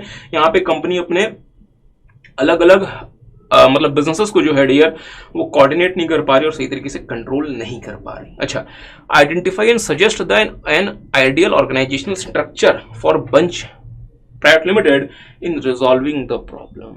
Ideal organizational structure. अच्छा डियर फ्रेंड्स, कुछ याद करें सर क्या ऑर्गेनाइजेशनल स्ट्रक्चर मेनली हमारे पास कौन कौन से होते थे। मैं ना 2 या 3 ग्रुप्स में उसको क्लासिफाई करना चाहूंगा। 3 ग्रुप्स में क्लासिफाई करना चाहूंगा। एक तो होता है साहब सिंपल,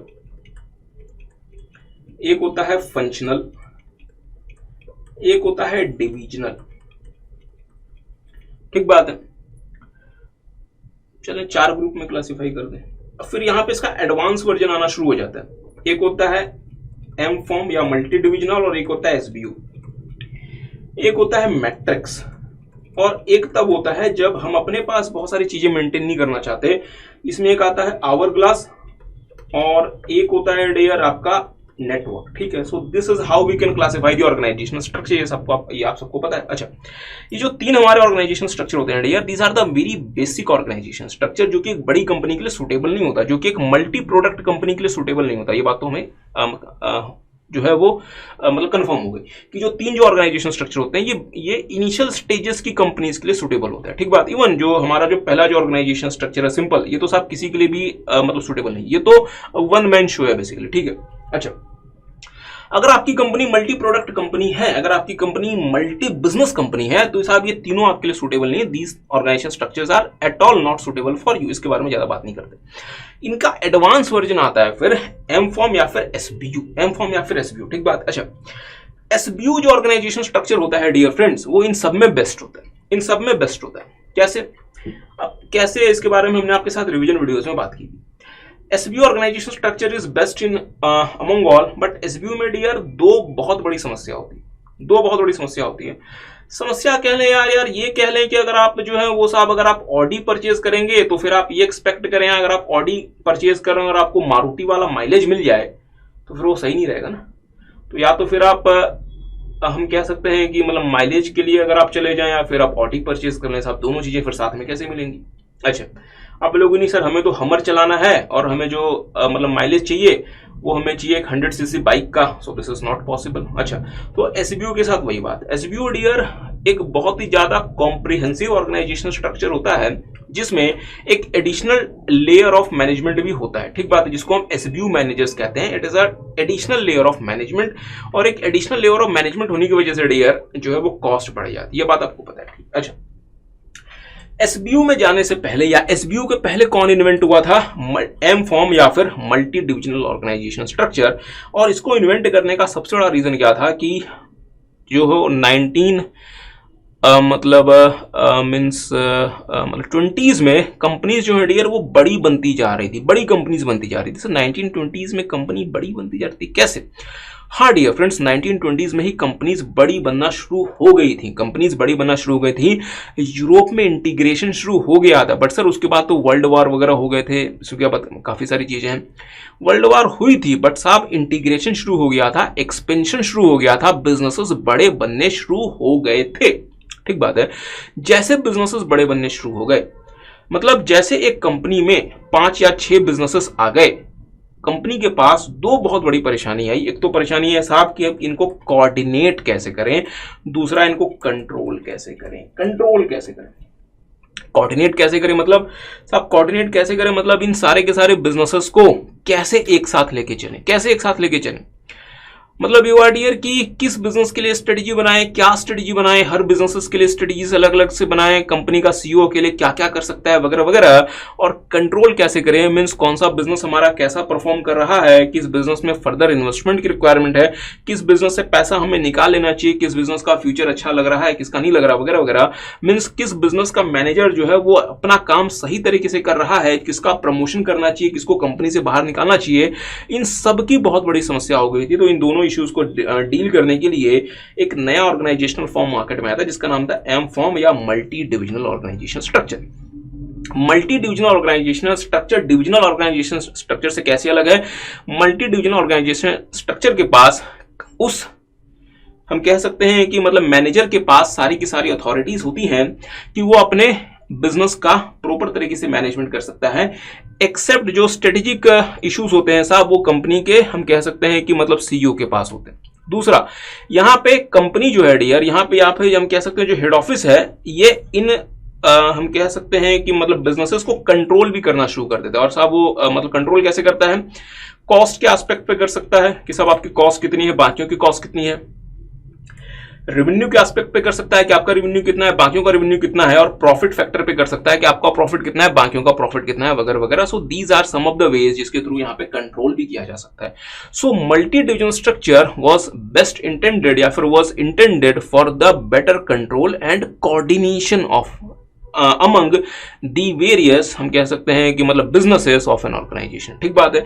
और यहाँ पे आपसे यही कहा गया है कि कंपनी क्या फेस कर रही है, coordination and control related problems. But sir आपने तो कहा था कि जो एसबीयू है वो मल्टी डिविजनल से भी बेटर है। बिल्कुल सही बात है डियर, एसबीयू मल्टी डिविजनल से भी बेटर है। मुझे बताएं ना, मुझे बताएं। मैं मार्केट में कार खरीदने को पहुंच गया, मैं मार्केट में कार परचेज करने को चला गया, मैं मारुति के शोरूम गया, सबसे महंगी कार जो मुझे वहां पे दिखाई पड़ी वो 15 लाख रुपए की दिखाई पड़ी। मैं खुशी खुशी हंसी खुशी बाहर आ रहा था, मेरे दोस्त ने कहा कि यार ये 15 लाख की कार के चक्कर में क्या मतलब फंस गए, वॉल्वो के पास चले जाओ, उनकी गाड़ियां बहुत बेहतर है, उनकी गाड़ियां बहुत बेहतर है, वॉल्वो के पास चले जाओ। मैं वॉल्वो के शोरूम में पहुंच गया, वहां पे मुझे कार मतलब दिखाई पड़ी 1 करोड़ रुपए की। ठीक बात है। तो मैं उस शोरूम से हंसी खुशी बाहर आ रहा था, वही दोस्त मुझे फिर मिल गया, कहता है यार कि वॉल्वो के शोरूम में क्या कर रहे हो, तुम रोल्स रॉयल्स के शोरूम में चले जाओ। वहां पे मैं चला गया, 5 करोड़ रुपए की गाड़ी थी, वो 5 करोड़ की गाड़ी उससे ज्यादा बेहतर थी। बट सर जी बेहतर तो थी, बट मेरे पास उतना पैसा भी तो होना चाहिए। आई यू गाइस गेटिंग? आपके पास उतने रिसोर्सेज भी तो होने चाहिए। आप एसबीयू की तरफ तब जाओगे ना जब उतना ऑर्गेनाइजेशन के पास पैसा भी होना चाहिए। फिलहाल हमें क्या देखना है कि यार हमें एक ऐसा स्ट्रक्चर बता दो जो कि हमारा कोऑर्डिनेशन और कंट्रोल के इश्यूज को डील कर ले, जो कि हमारे एमफॉर्म से हो रहा है। हाँ, अगर हमें इससे ज्यादा बेहतर ऑर्गेनाइजेशन स्ट्रक्चर चाहिए तो फिर वो हमारे लिए एसबीयू है। डियर फ्रेंड्स, एसबीयू का इसके अलावा भी बहुत सारे एडवांटेजेस होते हैं।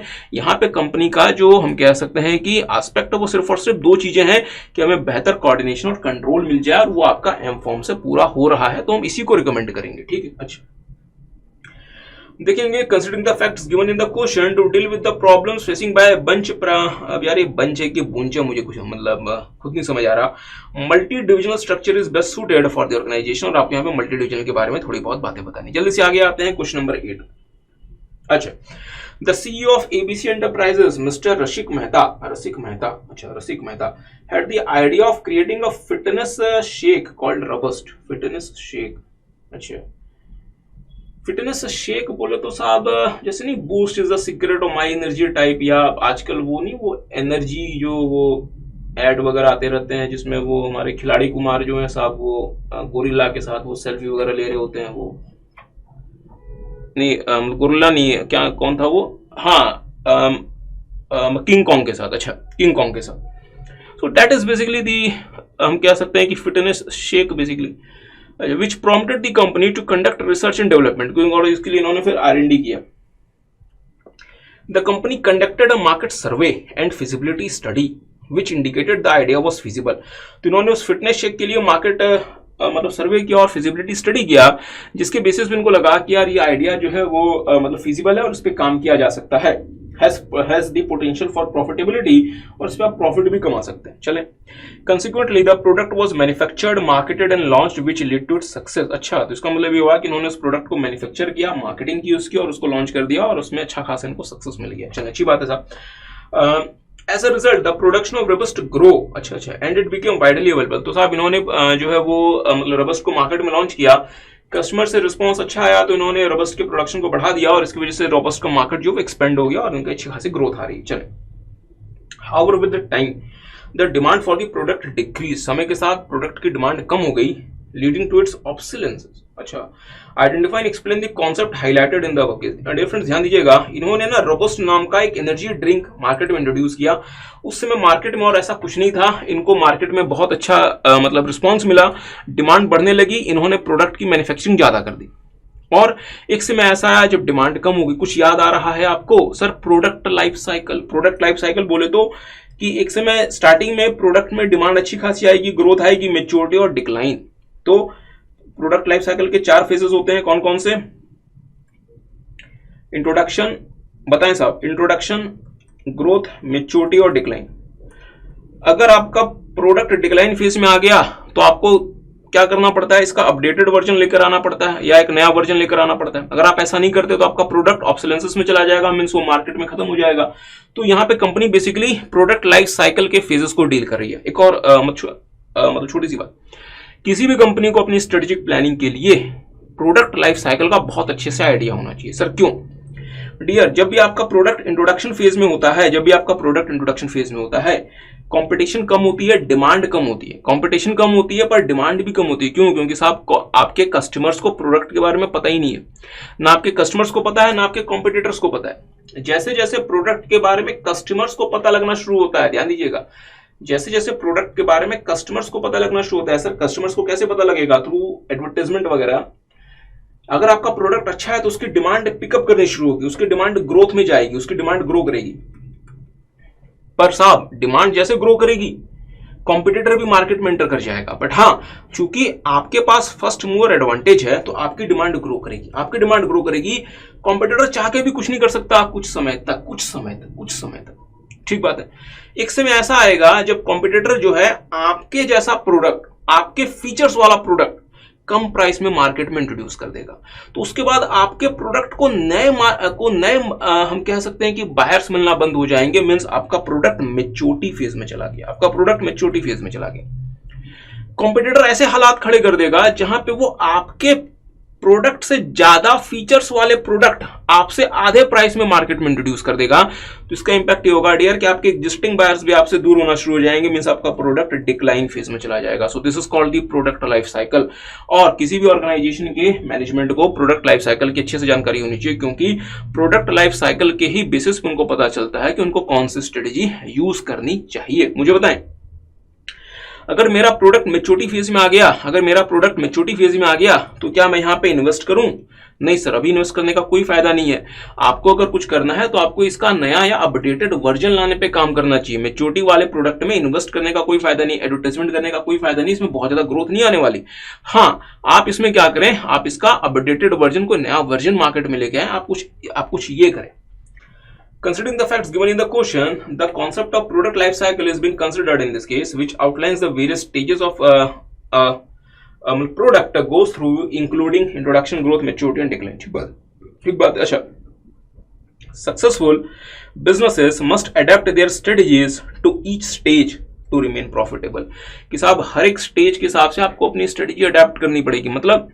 मतलब ये हुआ कि जब आपका प्रोडक्ट इंट्रोडक्शन फेज में है और जब आपका प्रोडक्ट मैच्योरिटी फेज में है, क्या दोनों स्टेजेस में मेरी स्ट्रेटेजी सेम होगी तो मेरा काम चल जाएगा? नहीं सर, इंट्रोडक्शन फेज की स्ट्रेटेजी कुछ और होगी, मैच्योरिटी फेज की स्ट्रेटेजी कुछ और होगी। मतलब मैंने दोनों स्ट्रेटेजीज को मींस मैंने प्रोडक्ट के लाइफ साइकिल के हिसाब से दोनों स्ट्रेटेजी से मैंने उनकी स्ट्रेटेजीज को अडेप्ट किया। अगर मैं ऐसा नहीं करता तो मेरे लिए डियर मार्केट में सर्वाइव करना आसान नहीं होगा। ठीक है। अच्छा, Product life cycle is a S-shaped curve which represents the relationship of sale of the product with respect to time। ये सारी बात आपको पता है। Introduction phase, growth phase, maturity phase and the decline phase. तो डियर ये इसकी photo बनती है। तो ये सारी बातें हमने आपको मतलब डिटेल में यहाँ पे लिख के दी हुई हैं।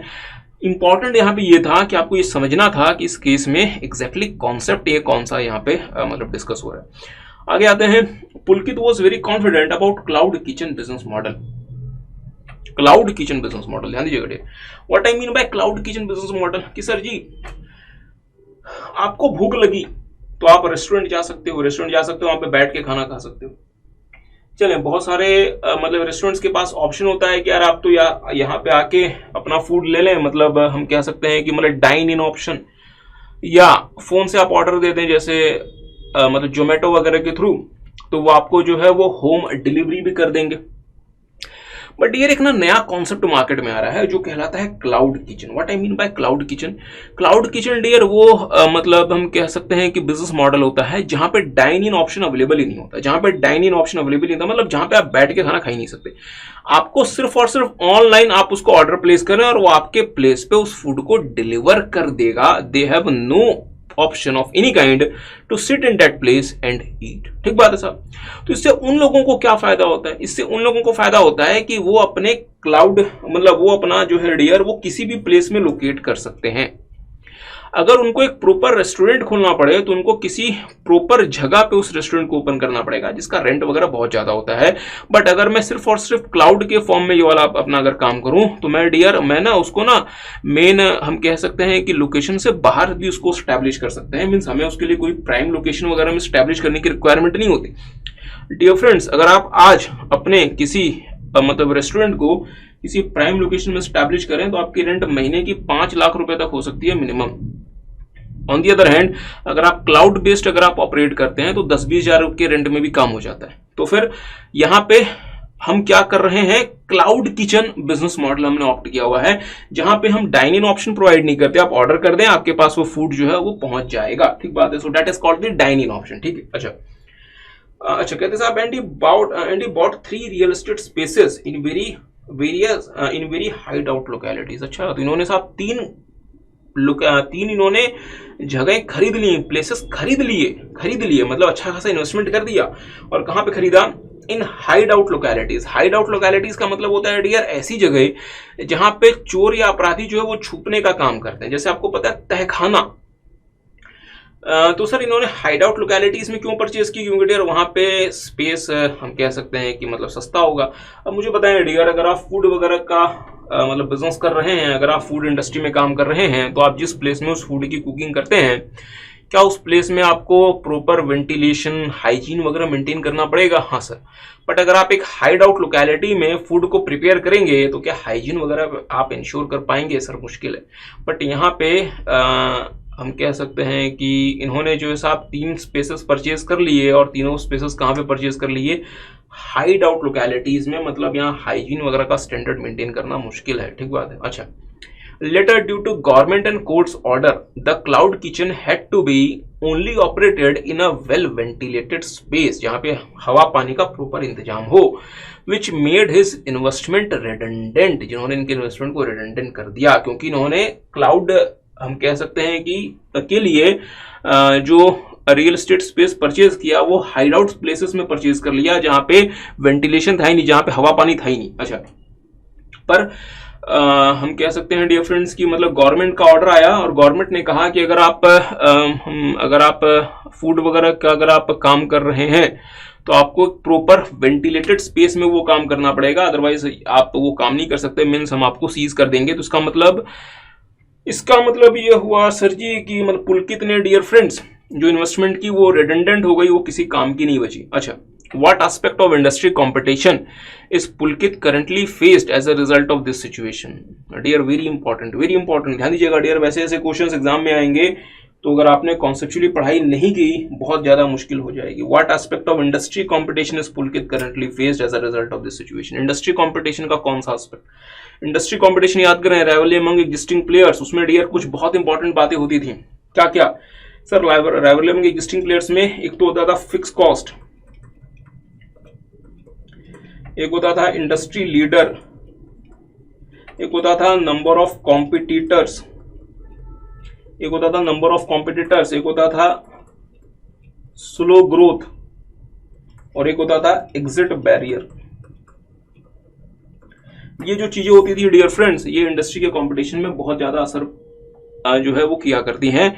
फिक्स कॉस्ट इंडस्ट्री मतलब leader, number of competitor, slow growth, exit barriers. मुझे बताएंगे साहब यहाँ पे क्या ये लिखा हुआ है कि मतलब पुलकित के लिए फिक्स कॉस्ट बहुत ज्यादा है? नहीं सर, फिक्स कॉस्ट यहाँ पे ज्यादा है ऐसी कोई जानकारी यहाँ पे नहीं है, क्योंकि इन्होंने ऑलरेडी जो है वो रियल एस्टेट परचेज कर लिया और फिक्स कॉस्ट के बारे में कोई इंफॉर्मेशन नहीं है। दूसरा, जिस इंडस्ट्री में काम करते हैं क्या इस इंडस्ट्री में कोई ऐसा प्लेयर है जिसके पास बहुत ज्यादा मार्केट शेयर है? नहीं सर, इसके बारे में भी कोई जानकारी नहीं है। तीसरा, क्या इस इंडस्ट्री में बहुत ज्यादा कॉम्पिटिटर्स हैं? नहीं सर, इसके बारे में भी कोई जानकारी नहीं है। चौथा, क्या इंडस्ट्री की ग्रोथ रेट स्लो है? नहीं सर, इसके बारे में भी कोई जानकारी नहीं है। पांचवा, कि क्या एग्जिट बैरियर है? क्या इस इंडस्ट्री से बाहर निकलने में परेशानी है? डियर फ्रेंड्स, प्राइमा फेसी तो आपको समझने में परेशानी होगी, बट आपको समझना पड़ेगा कि यहाँ पे हो क्या रहा है। यहाँ पे हमने 3 रियल एस्टेट के प्लेसेस को परचेज कर लिया। वहां पे हमारा प्लान था कि हम यहाँ पे क्या रन करेंगे?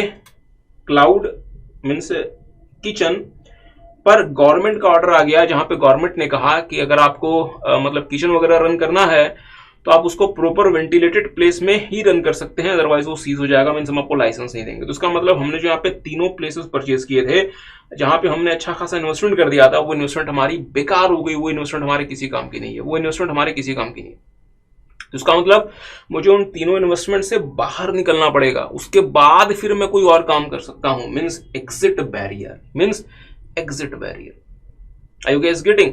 मीन्स एग्जिट बैरियर, क्योंकि साहब मैंने ऑलरेडी यहाँ पे 3 रियल एस्टेट प्लेस में पैसा लगा दिया और मैं उसको रन नहीं कर सकता, मैं उस वाले बिजनेस को रन नहीं कर सकता, क्योंकि वो तीनों रियल एस्टेट प्लेसेस जो हैं वो गवर्नमेंट मुझे अलाउ नहीं कर रही कि मैं वहां पे किचन चला सकूं।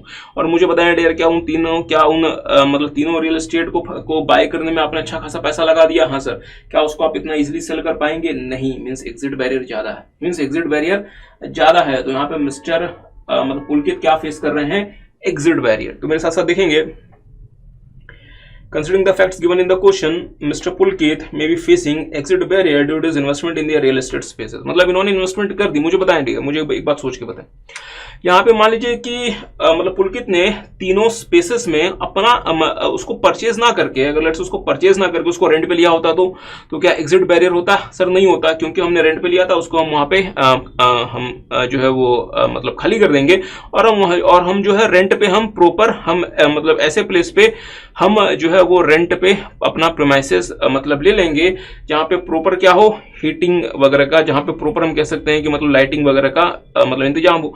अगर हमने उसको रेंट पे लिया होता तो हमारे लिए एग्जिट बैरियर नहीं होता, बट यहाँ पे चूंकि हमने परचेज कर लिया इसलिए हमारे लिए एग्जिट बैरियर यहाँ पे बहुत ज्यादा है, ठीक है। अच्छा, इन पुलकित्स केस मतलब this case Mr. Pulkit's investment in the real estate space may make it very difficult for him to exit the cloud kitchen industry और switch to a different business model, क्योंकि डर आपका ऑलरेडी यहाँ पे बहुत सारा पैसा यहाँ पे लग गया, तो जब तक वो रिकवर नहीं होगा आप यहाँ से कैसे बाहर जाएंगे, आप किसी और बिजनेस में कैसे काम करेंगे। So this is a very good case to understand, इसको जरूर से रीड करें। आगे आते हैं dear, Woodward limited is a company manufacturing a variety of household furniture items. अच्छा, they offer traditional design low cost furniture items to low income group customers। मतलब ये हुआ कि ये ना जो है ना वो पुराने तरीके के जो फर्नीचर्स आते थे मतलब कम रेट वाले, ये वही मतलब सेल करते हैं जो कि लो इनकम ग्रुप के हम कह सकते हैं कि मतलब बायर्स हैं, बस उनको ही ये मतलब डील करते हैं। During the last couple of years, the company has been observing a fall in the market share। यार हमारा मार्केट शेयर कम होता जा रहा है। This is due to the change in the taste and preferences, मतलब designing, better quality, increase in purchasing power of buyers towards the household furniture. क्योंकि sir जी हम जो है वो वही मतलब पुराने तरीके का फर्नीचर कम रेट में कम खर्चा करने वाले लोगों को सेल कर दिया करते थे, बट ना पिछले कुछ समय से ना लोगों की परचेजिंग पावर बढ़ गई, लोगों के पास बाइंग पावर आ गई। अगर लोगों के पास बाइंग पावर है, अगर लोग पैसा खर्च कर सकते हैं, तो क्या वो आपसे पुराने तरीके का फर्नीचर परचेज करेंगे? क्या आपसे वो लो क्वालिटी का फर्नीचर बाय करेंगे जिसपे आपने कोई भी मेहनत नहीं की? नहीं sir. The customers are switching away the traditional मतलब design and material that have been the backbone of Woodward limited. साहब की जो बायर्स है उनको नए तरीके का फर्नीचर चाहिए, उनको पुराने तरीके का फर्नीचर नहीं चाहिए। They want something new because they have the money, they have new taste and preference, ठीक है। अच्छा, ये बहुत इंपॉर्टेंट है। As a CEO of Woodward what can be the strategic options available with you? कि sir ji आपके पास strategic option क्या है? इस तरह के मतलब क्वेश्चंस आपके पास और भी दिए गए हैं कि स्टडी में, ऐसे में आपके पास क्या ऑप्शन है? डियर आपके पास देखें, आपके पास दो ही ऑप्शन है, या तो आप भी नए तरीके के फर्नीचर्स को बनाना शुरू कर दें, या तो आप भी नए तरीके के फर्नीचर्स को बनाना शुरू कर दें, या इस लाइन को छोड़ के बाहर हो जाएं, या थोड़े मोरा जो है वो सेल करते रहे। मतलब सर क्या कहना चाहते हैं? या तो आप भी न्यू डिजाइन फर्नीचर बनाना शुरू कर दें, न्यू डिजाइन फर्नीचर बनाना शुरू कर दें। या आप कैसे कर सकते हैं? या तो साहब आप मतलब खुद से कर सकते हैं, मीन्स आप जो है वो नए लोगों को हायर करें, R&D में मतलब पैसा लगाएं वगैरह वगैरह। या आप मर्जर्स एंड एक्विजिशंस कर सकते हैं कि साहब आपने ना किसी ऐसी कंपनी का एक्विजिशन कर लिया, मर्जर कर लिया जो कि नए तरीके के फर्नीचर बनाती है, ठीक बात है। सेकंड ऑप्शन मतलब थर्ड ऑप्शन है कि सर आपने कोई और मतलब बिजनेस जो है वो स्टार्ट कर दें, मीन्स कोई अनरिलेटेड बिजनेस शुरू कर दें ताकि आपके पास वहां से पैसा आता रहे। आपके पास एक और ऑप्शन है कि आप जो अपना जो एग्जिस्टिंग जो फर्नीचर वाला काम है उसको आप हो सकता है कि मतलब डाइवर्स्ट कर दें, लिक्विडेट कर दें, या तो कंप्लीटली या तो पार्शली, और उस वाले अमाउंट को कहीं और लगा दें। So these are the strategic options the CEO of the company have. तो साहब ये इनके पास स्ट्रेटेजिक ऑप्शंस हैं। तो मेरे साथ साथ देखेंगे, Woodland can invest in the new product मतलब development and switch over to the latest design. के साहब आप ना इन्वेस्ट करें और नए तरीके का प्रोडक्ट बनाना शुरू कर दें, बट डियर इसमें बहुत ज्यादा समय लगने वाला है क्योंकि इतना इजी नहीं है। तो इसके लिए आप क्या कर सकते हैं, आपने मर्जर्स एक्विजिशंस करके ना आप एक ऐसी कंपनी परचेज कर सकते हैं जो कि ऑलरेडी इस तरीके की काम करती हो। Woodland can acquire or take over a competitor. It is relatively a quicker way of entering and establishing into the newer market, ताकि आप इजीली जो है वो नए तरीके के फर्नीचर के मार्केट में आ जाए। अच्छा, वुडलैंड में also consider the unrelated growth, जहां पे आप जो फर्नीचर के अलावा कोई और तरीके का बिजनेस करना शुरू कर दें, ताकि आप ना, हम कह सकते हैं कि मतलब कि आप एक से अधिक तरीके के काम करें, जिससे आपकी जो रिस्क है वो भी कम हो जाएगी और आपके पास जो ग्रोथ के ऑप्शंस भी ज्यादा होंगे, और आप अपने एग्जिस्टिंग फर्नीचर वाले काम को, हम कह सकते हैं कि मतलब डाइवर्स्ट भी कर सकते हैं या फिर से बाहर भी आ सकते हैं। Means divest the existing products और continue with the existing product in a limited manner if there is a demand for the product in the market, और उस पैसे को आप कहीं और लगा सकते हैं। So these are the strategic options the company. आगे आते हैं, Rajiv Arya is the owner of an electric appliance company that specializes in manufacturing of domestic vacuum cleaners. अच्छा, there are 4 other manufacturers with similar products and sales volume. ध्यान दीजिएगा dear, similar products and sales volume मतलब ये हुआ कि 5 industry में हम कह सकते हैं कि प्लेयर्स हैं जो कि सेम साइज के हैं। तो आप सोचें साहब, 5 अगर कॉम्पिटिटर्स हैं जो कि सेम साइज के हैं तो उनमें कितना ज्यादा कॉम्पिटिशन होगा। ठीक है साहब। अच्छा, currently rival firms also own a number of patents related to the product. मतलब ये हुआ कि बाकी जो हमारे जो 4 कॉम्पिटिटर्स हैं उनके पास भी बहुत सारे हम कह सकते हैं कि मतलब पेटेंट्स वगैरह है। Means rivalry among existing player is huge, क्योंकि साहब जो काम हम कर सकते हैं वो काम वो भी कर सकते हैं, जो चीज हम ऑफर कर रहे हैं वो चीज वो भी ऑफर कर रहे हैं। मतलब साहब एग्जिस्टिंग प्लेयर्स के बीच में कॉम्पिटिशन बहुत ज्यादा है। ठीक है। अच्छा, the supplier base for the procurement of raw material is also very large. ध्यान दीजिएगा, supplier base is large as there are multiple suppliers। कहते साहब सप्लायर्स बहुत ज्यादा हैं, मतलब ये हुआ कि सप्लायर्स बेस बहुत बड़ा है और सप्लायर्स बहुत ज्यादा है। इसका मतलब अगर कोई सप्लायर हमें हमारी क्वालिटी, अगर कोई सप्लायर अगर हमें हमारे टर्म्स पे प्रोडक्ट पे रॉ मटेरियल सेल नहीं कर रहा तो हम किसी दूसरे सप्लायर पे मतलब स्विच ओवर हो सकते हैं। मतलब सप्लायर की बार्गेनिंग पावर नहीं है यहाँ पे। ठीक है। अच्छा, identify Porter's 5 forces model that may be classified as significant for the company. ध्यान दीजिएगा, as significant for the company. Porter's के साथ 5 फोर्सेस होते हैं, आपको पता है क्या क्या? Rivalry among existing player, threat from new entrant, threat from supplier, मतलब बार्गेनिंग पावर ऑफ हम कह सकते हैं कि मतलब means supplier, bargaining power of buyer और थ्रेट फ्रॉम सब्स्टिट्यूट प्रोडक्ट। ठीक बात है। अच्छा, एक एक करके बात करते हैं। सबसे पहले राइवलरी अमंग एग्जिस्टिंग प्लेयर, मुझे बताएंगे क्या एग्जिस्टिंग प्लेयर्स के बीच में राइवलरी है? हाँ सर, राइवलरी है और बहुत ज्यादा जबरदस्त है। क्यों आप ये हम ऐसा मतलब कैसे कह सकते हैं? क्योंकि हमारे अलावा 4 और प्लेयर्स हैं जिनके पास सेम मतलब जिनका सेल्स वॉल्यूम तकरीबन सेम है और वो भी बहुत सारे पेटेंट्स ओन करते हैं। इसका मतलब जो प्रोडक्ट हम बना रहे हैं वैसा प्रोडक्ट वो भी बना रहे हैं और वो भी उसी तरीके का सेल्स जनरेट कर रहे हैं। तो इसका मतलब हम 5 लोग हैं इस वाले हम कह सकते हैं कि मतलब फील्ड में जो कि तकरीबन सेम साइज की हैं, तो इसलिए इनमें कॉम्पिटिशन होना ऑब्वियस है। Means rivalry among existing players going to be huge. ठीक बात है। अच्छा, दूसरा threat from new entrant. Dear friends देखिए, न्यू एंट्रेंट तो हर एक इंडस्ट्री में आ सकता है। न्यू एंट्रेंट को आप किसी भी इंडस्ट्री में आने से रोक नहीं सकते, बट वैक्यूम क्लीनर वगैरह की इंडस्ट्री में आपको स्टैब्लिश होने के लिए आपको 2-3 काम करने पड़ते हैं। पहला तो आपको अपना ब्रांड इमेज बनाना पड़ता है, मींस कस्टमर्स के ब्रांड के आंखों में अपना ब्रांड इमेज बनाना पड़ता है, जिसमें समय लगता है। और दूसरा, आपके पास पेटेंट्स वगैरह होने चाहिए। तो चूंकि पेटेंट्स जो है वो अक्वायर करना या क्रिएट करना या स्टैब्लिश करना इतना इजी नहीं होता, तो थ्रेट फ्रॉम न्यू एंट्रेंट तो है, बट यहाँ पे लोअर है। यहाँ पे इतना ज्यादा थ्रेट ऑफ न्यू एंट्रेंट नहीं है क्योंकि एग्जिस्टिंग प्लेयर्स भी बहुत ज्यादा है यहाँ पे। ठीक है। तीसरा, bargaining power of suppliers. Suppliers के बारे में इन्होंने ऑलरेडी कहा हुआ है साहब कि सप्लायर्स यहाँ पे बहुत ज्यादा हैं और जो है मतलब सप्लायर्स जो है वो मतलब there are large number of हम कह सकते हैं कि मतलब सप्लायर्स, इसकी वजह से उनका बार्गेनिंग पावर कोई बहुत ज्यादा नहीं है। मतलब ये भी फोर्स कोई बहुत ज्यादा स्ट्रांग नहीं है। अच्छा, बार्गेनिंग पावर ऑफ बायर्स और थ्रेट फ्रॉम सब्स्टिट्यूट, इसके बारे में कोई प्रॉपर इंफॉर्मेशन हमें नहीं दी गई। अगर आप इस केस लॉ को पढ़ें, मतलब अगर आप इस केस स्टडी को पढ़ें, तो बार्गेनिंग पावर ऑफ मतलब बायर्स और थ्रेट फ्रॉम सब्स्टिट्यूट के बारे में कोई खास जानकारी नहीं है। अगर खास जानकारी नहीं है डियर तो हम अपने से क्या अज्यूम कर सकते हैं। तो बार्गेनिंग, तो थ्रेट फ्रॉम सब्स्टिट्यूट की बात करें तो डियर फ्रेंड्स वैक्यूम क्लीनर का सब्स्टिट्यूट कौन हो सकता है? सर वैक्यूम क्लीनर का सब्स्टिट्यूट हो सकता है कि रोबोट्स आ जाएं, रोबोट्स घर का सारा काम कर दें, बट सर एक प्रॉपर रोबोट को तो आने में पता नहीं बहुत समय लगेगा। हाउसमेट्स भी होती हैं, वो भी घर का काम कर सकते हैं। तो अगर हाउसमेट्स अगर किसी लोकेलिटी में इजीली अवेलेबल है तो वहां पे वैक्यूम क्लीनर की सेल कम हो जाती है, क्योंकि डियर वैक्यूम क्लीनर को भी ऑपरेट करना इतना इजी नहीं होता। वो सिर्फ नाम की बात होती है कि आपने वैक्यूम क्लीनर लिया और आपने एक जगह छोड़ दिया, वो घर पे पूरे में राउंड लगा के वो कोने में भी चला जाएगा, वो ये कर देगा, वो सब कहने वाली बात होती है। वैक्यूम क्लीनर को भी रन करना, रोबोटिक वैक्यूम क्लीनर को भी ऑपरेट करना इजी नहीं होता। तो डियर हाउसमेड अगर इजीली अवेलेबल है, इससे ज्यादा बेहतर और कुछ नहीं होता। तो इसके बारे में चूंकि इन्फॉर्मेशन नहीं तो हम यहाँ पे कुछ नहीं कह सकते। तो जो इन्फॉर्मेशन हमें दी गई है उसके हिसाब से राइवलरी अमंग एग्जिस्टिंग प्लेयर सबसे ज्यादा है यहाँ पे, ठीक है। देखेंगे the competitive rivalry among the existing player in the industry will be a significant force in case of Rajiv Arya, ठीक बात है। और इसके बारे में बात जो भी लिखा आप इसको घर पे जरूर से पढ़ें।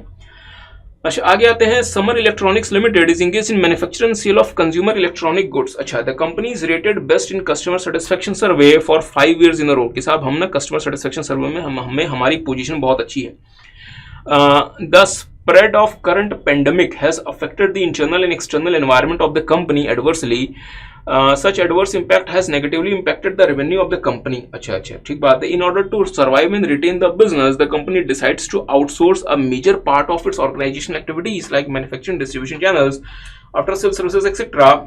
Now, the organization's business functions are scattered worldwide. कि साहब पूरी दुनिया में हमारे ऑर्गेनाइजेशन का बिजनेस तरह से स्प्रेड कर गया। जैसे आप देखेंगे डियर एप्पल कंपनी के लिए, तो एप्पल कंपनी तो अमेरिका की है, बट मैन्युफैक्चरिंग इसकी इंडिया में होती है, चाइना में होती है, मतलब थाईलैंड वगैरह में होती है। आफ्टर सेल मतलब सर्विसेज जो है वो बहुत ज्यादा इंडिया में हम कह सकते हैं कि मतलब लोकेटेड है। सॉफ्टवेयर वगैरह का मतलब डेवलपमेंट इंडिया में है। जो एप्पल की जो स्क्रीन आती है, जो मतलब टच स्क्रीन पैनल आता है, ये बहुत ज्यादा हम कह सकते हैं कि कोरिया से, और हम कह सकते हैं कि मतलब जापान वगैरह से आता है। मतलब the mean scattered world wide के साथ एप्पल के जो हम कह सकते हैं कि पूरे के पूरे वर्ल्ड में स्कैटर्ड हैं, अलग अलग तरह के अलग अलग जगह से अलग अलग चीजें आती। अच्छा Now the organization's business functions are scattered worldwide with a small headquarter connected to the independent business unit. तो साहब ये सारी की सारी बातें कहाँ इशारा कर रही हैं कि आपने कौन सा ऑर्गेनाइजेशन स्ट्रक्चर ऑप्ट कर लिया है?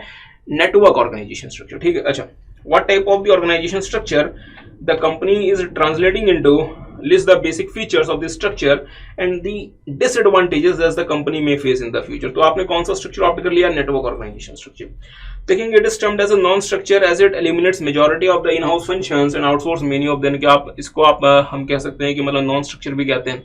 N organization organize through the network organisation structure is often called virtual organization, क्योंकि साहब इनके पास अपना तो करने को कुछ होता नहीं है कोई खास, क्योंकि इन्होंने सब कुछ अपने हम कह सकते हैं कि मतलब पार्टनर्स को आउटसोर्स किया होता है, तो इनके पास अपना एसेस करने को कुछ बहुत खास नहीं होता, इसलिए इनको हम नाम देते हैं वर्चुअल ऑर्गेनाइजेशन। अच्छा network structure becomes most useful when the environment of the firm is unstable and is expected to remain so.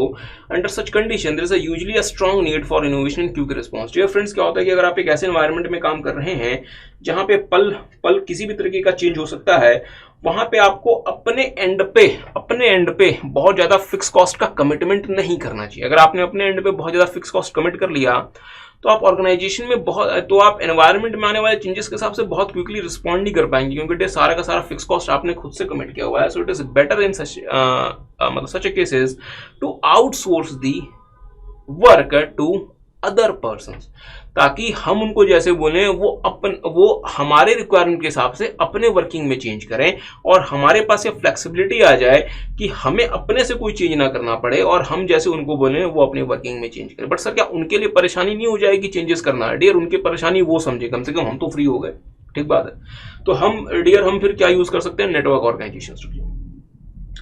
Instead of having salaried employed से आपके हम अपने पास सैलरीड एम्प्लॉयज नहीं रखेंगे, हम ना वो सारे के सारे काम आउटसोर्स कर देंगे बाकी लोगों को, ताकि हम जो है वो क्विकली मार्केट के हिसाब से अडेप्ट कर सकें।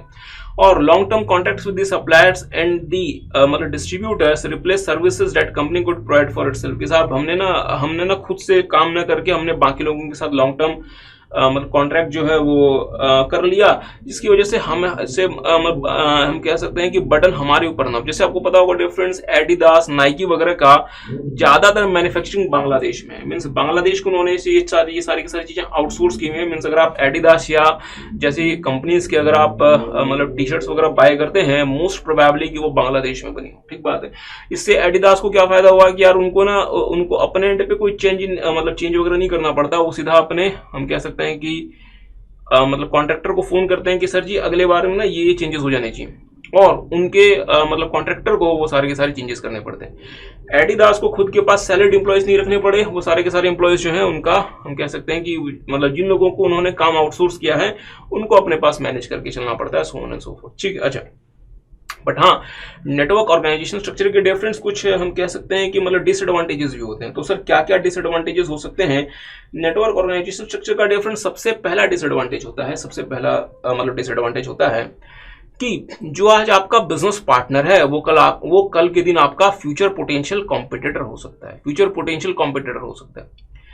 सर चाइना में अचानक से इतनी सारी स्मार्टफोन कंपनीज कैसे आ गई? क्योंकि डियर ये ज्यादातर स्मार्टफोन कंपनीज फॉक्सकॉन के लिए काम करती थी। फॉक्सकॉन कौन? जो कि एप्पल का मैन्युफैक्चरर है, जो कि एप्पल का ओरिजिनल इक्विपमेंट मैन्युफैक्चरर है, उसके लिए काम करती थी। तो उन कंपनीज ने फॉक्सकॉन के लिए काम किया और साथ में उन्होंने फिर अपना मैन्युफैक्चरिंग बेस बना लिया। मींस एक फ्यूचर पोटेंशियल कॉम्पिटिटर आपके लिए वो बन सकता है। और दूसरा, डियर इतने सारे लोगों को साथ लेके कोऑर्डिनेट करके चलना इतना आसान नहीं होता। So these are some of the issues with the network structure. तो मेरे साथ साथ देखेंगे the availability of the numerous potential partners can be a source of trouble in the future, क्योंकि साहब ये सारे के सारे लोग आपके लिए भविष्य में क्या बन सकते हैं? पोटेंशियल फ्यूचर कॉम्पिटिटर्स बन सकते हैं। अच्छा, coordination among the functioning of the business partners is perhaps one of the biggest problems for the management। यार आप इन लोगों के बीच में कोऑर्डिनेशन कैसे करेंगे? अच्छा, आगे आते हैं। जुमा robots and electronic robot manufacturing company is a leader in its business segment. Over the period of time it started losing its grip on the market. साहब इन्होंने मार्केट से अपनी ग्रिप लूज करना शुरू कर दी। तो डियर यहाँ जैसे आप ये पढ़ते हैं आपको ना 3-4 बातें याद आएंगी। क्या आप क्या कर सकते हैं? टर्न अराउंड कर सकते हैं, आप क्या कर सकते हैं? बेंचमार्किंग कर सकते हैं, आप क्या कर सकते हैं? बीपीआर कर सकते हैं, और आप क्या कर सकते हैं? स्ट्रेटेजिक ऑडिट कर सकते हैं। बट हमें क्या करना है, इसके लिए हमें आगे बढ़ना पड़ेगा। कहते हैं as its overall position started to weaken, discuss the type of audit. Dear friends, strategic management में सिर्फ एक ही ऑडिट है जिसका नाम है स्ट्रेटेजी ऑडिट। आप वो लगा दें तो स्ट्रेटेजी ऑडिट के बारे में आपको यहाँ पे थोड़ी सी बातें यहाँ पे बतानी पड़ेगी। Considering the facts given in the question, the audit of the management performance with regard to its strategies, that is strategy audit, would help Jumba robots identify the problem areas and correct the strategic approaches that have not been effective so far. तो आप यहाँ पे आपको strategic audit के बारे में थोड़ी बहुत बातें यहाँ पे बतानी है। आगे आते हैं जिंक्लो लिमिटेड। जिंक्लो, आई होप मैं इसका सही प्रोनाउंस कर रहा हूँ, is an established online children gaming company in Japan.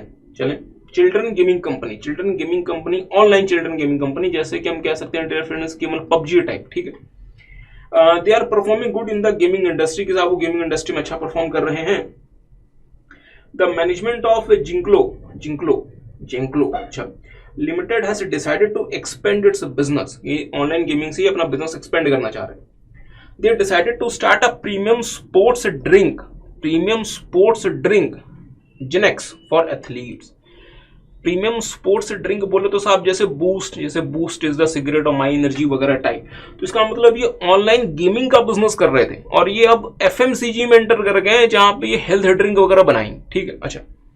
Identify and explain the growth strategy adopted by Zinclo in this case. तो साहब आपको बताना है कि यहाँ पे कौन सी ग्रोथ स्ट्रेटेजी यूज हुई। आपको पता है ग्रोथ स्ट्रेटेजी हमारी क्या क्या हो सकती है? हमारी ग्रोथ स्ट्रेटेजी हो सकती है डियर फ्रेंड्स 4 तरीके की। क्या?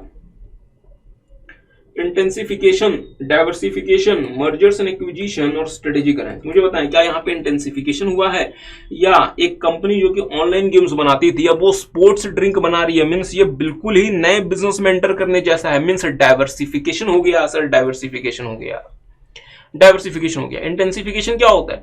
इंटेंसिफिकेशन होता है कि जो काम कर रहे हो उस काम को ही करते रहो, नए काम में या नए एरिया ऑफ बिजनेस में मत जाओ। डाइवर्सिफिकेशन का मतलब होता है नए एरिया ऑफ बिजनेस में चले जाओ। यहाँ पे आप ऑनलाइन गेमिंग करते थे, यहाँ पे आप ऑनलाइन गेम्स प्रोवाइड करते थे बच्चों के लिए, अब आपने स्पोर्ट्स ड्रिंक बनाना शुरू कर दिया। मींस आप एफएमसीजी में चले गए, मींस आप हेल्थ ड्रिंक्स वगैरह के बिजनेस में चले गए। सो this is a kind of diversification. अब मुझे एक बात सोच के बताएं, डाइवर्सिफिकेशन आपको पता है साहब 4 तरीके का होता है। ठीक है, डाइवर्सिफिकेशन आपको पता है 4 तरीके का होता है। मुझे पता है कौन सा डाइवर्सिफिकेशन आपको यहाँ पे लगता है। क्या ये वर्टिकली इंटीग्रेटेड है, हॉरिजॉन्टली इंटीग्रेटेड है, कंसंट्रिक या फिर कॉन्ग्लोमरेट या फिर अनरिलेटेड? मुझे बताएं साहब। पबजी गेम से, पबजी जो आप अपने स्मार्टफोन में ऑनलाइन गेम खेलते हैं, और बूस्ट हेल्थ ड्रिंक में क्या कोई सिमिलैरिटी है? क्या ये वर्टिकली इंटीग्रेटेड है? नहीं सर। क्या ये सेम वैल्यू चेन में फॉल करता है? सर कैसी बातें करते हैं। क्या हॉरिजॉन्टली इंटीग्रेटेड है? नहीं सर। क्या ये कॉन्सेंट्रिक है? कॉन्सेंट्रिक कब होता है? जब आप तीनों में से किसी एक तरीके से लिंक होते हैं। मतलब कैसे? कस्टमर, टेक्नोलॉजी या फिर प्रोसेस। क्या साहब कस्टमर मतलब टेक्नोलॉजी या फिर मतलब प्रोसेस में किसी भी तरीके का कोई लिंकेज है? नहीं सर। अब कुछ बच्चे कह सकते हैं कि सर हम ना जो ऑनलाइन गेम जो हम बच्चों के लिए लेकर आते हैं, हम वहां पे बच्चों को बोलेंगे कि यार तुम ना हमारे ना स्पोर्ट्स ड्रिंक पिया करो, जिससे तुम ना ज्यादा बेहतर तरीके से ऑनलाइन गेम खेल सकते हो। तो हम कह सकते हैं कि साहब की मतलब कस्टमर तो सेम है, बट ये बहुत वेग हम कह सकते हैं कि मतलब लिंकेज है। This is a very vague linkage. ये साहब this is not a very good linkage, ठीक है। तो ये ज्यादा बेहतर हमारे लिए ऑप्शन कौन सा है कि हम एक अनरिलेटेड एरिया में हमने जो है वो मतलब डाइवर्सिफाई कर दिया। This is a kind of unrelated diversification और कॉन्ग्लोमरेटिक डाइवर्सिफिकेशन, ठीक बात है। अच्छा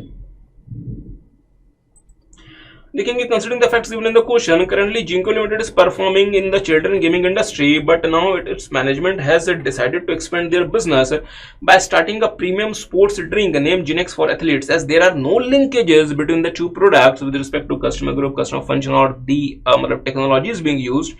Jinglo has adopted conglomerative diversification, ठीक बात है। अच्छा आगे आते हैं, लास्ट क्वेश्चन हमारा, ABC limited is a shoe manufacturing company, चलें। The strategic manager of ABC limited is miss Suman hired the best designers she could find online for her ethnic shoe brand, but later she found that the designers were better at leather design. अच्छा, identify and explain the linkage in the given situation as she had to change her strategy basis the actual resources she had। साहब ये बहुत important lines हैं, मतलब एक ही line सबसे ज्यादा important कि मिस मतलब सुमन को अपनी स्ट्रेटेजी में चेंज करना पड़ गया अपने रिसोर्सेज के कंडीशन को देखते हुए। डियर फ्रेंड्स ध्यान दीजिएगा, तो मतलब शूज जो होते हैं डियर, ये ना दो तरीके के होते हैं बेसिकली। एक होते हैं लेदर और एक होता है एथनिक शूज। एथनिक शूज बोले तो साहब अगर आप राजस्थान तरफ के हैं या अगर आप राजस्थान गए हुए हैं तो राजस्थान में अगर आप देखेंगे तो वहाँ पे एथनिक शूज बड़े फेमस है। एथनिक शूज जो होते हैं डियर वो हम कह सकते हैं कि क्लॉथ वगैरह से बनाए जाते हैं, और आपको पता है बाकी जो शूज बनते हैं वो बनते हैं with the help of the leather, ठीक है। अच्छा, मिस मतलब सुमन ने पहले यहाँ पे क्या प्लान किया कि ये एथनिक शूज के बिजनेस में एंटर करेंगी, बट इन्होंने जिन लोगों को एथनिक शूज वगैरह क्रिएट करने के लिए हायर किया उन लोगों की ज्यादा अच्छी मतलब वो उनकी मतलब ज्यादा अच्छी स्किल क्या है कि वो किस प्रकार का शूज क्रिएट कर सकते हैं, लेदर शूज क्रिएट कर सकते हैं। मीन्स वो एथनिक शूज को क्रिएट करने में ज्यादा अच्छे नहीं है। अब यहां पे हमारे पास क्या ऑप्शन है, मिस सुमन के लिए एथनिक शूज के मार्केट में जाना था, मिस सुमन को एथनिक शूज के मार्केट में जाना था। मिस हम कह सकते हैं कि मतलब सुमन ने जिन लोगों को हायर किया एथनिक शूज को बनाने के लिए, उन लोगों को एथनिक शूज बनाना आता ही नहीं है, उन लोगों को एथनिक शूज बनाना आता ही नहीं है। तो हम कह सकते हैं साहब कि मतलब सुमन जी के पास क्या ऑप्शंस हैं। पहला ऑप्शन है कि ये इन लोगों को निकालें, नए लोगों को हायर करें जो कि एथनिक शूज बनाना जानते हो, जो कि एथनिक शूज बनाना जानते हो। सेकंड ऑप्शन क्या है कि इनको लगे कि यार चलो जिन लोगों को इनको जो आता है उसी के हिसाब से हम अपनी कंपनी को आगे लेके जाएंगे। मींस हम एथनिक शूज के मार्केट में एंटर नहीं करेंगे और हम लेदर शूज के मार्केट में ही काम करेंगे, हम लेदर शूज के मार्केट में ही काम करेंगे। और यहां पे सुमन ने क्या किया, इन्होंने एथनिक शूज की स्ट्रेटेजी को ड्रॉप कर दिया और लेदर शूज के स्ट्रेटेजी में ही आगे बढ़ गई। डियर फ्रेंड्स, दो चीजें होती हैं, एक होता है स्ट्रेटेजी फॉर्मुलेशन, एक होता है स्ट्रेटेजी इंप्लीमेंटेशन। दुनिया का सबसे आसान काम होता है स्ट्रेटेजी फॉर्मुलेशन, बट स्ट्रेटेजी के इंप्लीमेंटेशन के लिए आपको सपोर्टिव कल्चर, सपोर्टिव स्ट्रक्चर और आपको सपोर्टिव मींस लीडरशिप चाहिए होती है, और साथ में आपको रिक्वायर्ड रिसोर्सेज चाहिए होते हैं। अगर आप अपनी स्ट्रेटेजी को फॉर्मुलेट करके सही तरीके से इंप्लीमेंट करना चाहते हैं तो आपको इन सारी की सारी चीजों का सपोर्ट चाहिए होता है, लीडरशिप, कल्चर, स्ट्रक्चर और रिसोर्सेज का, ठीक बात है। अगर आप कोई बिल्कुल नई स्ट्रेटेजी फॉर्मुलेट करते हैं, अगर आप बिल्कुल नई स्ट्रेटेजी फॉर्मुलेट करते हैं तो डियर अगर आपने एक नई स्ट्रेटेजी फॉर्मुलेट की तो उस नई स्ट्रेटेजी के हिसाब से आपको रिसोर्सेज, कल्चर मींस लीडरशिप और स्ट्रक्चर की रिक्वायरमेंट होगी। अगर आपको लगता है ठीक है मैं ये सब कुछ मैनेज कर लूंगा, तो इसको हम नाम देते हैं फॉरवर्ड लिंकेज। बट डियर, ये सब कुछ मैनेज करना इतना आसान नहीं होता। इसलिए 90% से ज्यादा केसेस में कंपनी को उन स्ट्रेटजीज को अडॉप्ट करना पड़ता है। फिर से 90% से ज्यादा केसेस में कंपनीज को उन स्ट्रेटजीज को अडॉप्ट करना पड़ता है जो कि उनके एग्जिस्टिंग कल्चर, लीडरशिप, स्ट्रक्चर और रिसोर्सेस के हिसाब से फिट हो जाए। इसको हम नाम देते हैं बैकवर्ड लिंकेज। और यहां पे सुमन ने क्या किया? सुमन ने सर जी अपनी स्ट्रेटजी को चेंज किया और उसको अपने एग्जिस्टिंग रिसोर्सेस में फिट कर दिया, मींस बैकवर्ड लिंकेज कर दिया।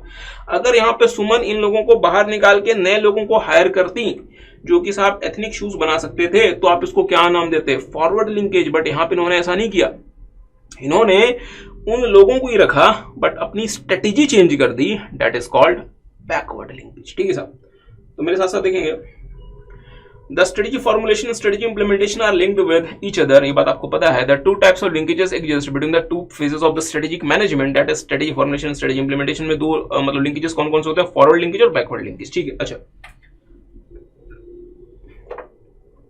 The forward linkage deals with the impact of strategy formulation और strategy implementation। मतलब ये हुआ कि यार आप स्ट्रेटजी फॉर्मुलेट कर लो। फॉरवर्ड लिंकेज क्या होता है कि स्ट्रेटजी फॉर्मुलेट करो। आपने कोई नई स्ट्रेटजी बना ली, आपने कोई नई स्ट्रेटजी फॉर्मुलेट कर ली, उसके लिए आपको हो सकता है कि नया स्ट्रक्चर चाहिए होगा, new structure, new culture, new leadership, और आपको हो सकता है कि रिसोर्सेज चाहिए होंगे। आपको वो सब कुछ आप अरेंज कर लोगे, आप इसको नाम दोगे फॉरवर्ड लिंकेज। बट आपको लगता है कि नहीं यार ये सब अरेंज करना मेरे लिए पॉसिबल नहीं है, जो एग्जिस्टिंग में है कल्चर मतलब रिसोर्सेज, स्ट्रक्चर वगैरह, उसके हिसाब से ही कोई स्ट्रेटजी चूज कर लो, that is called backward linkage, जो कि यहाँ पे हम कह सकते हैं कि मतलब सुमन जी ने किया है। ठीक है, अच्छा।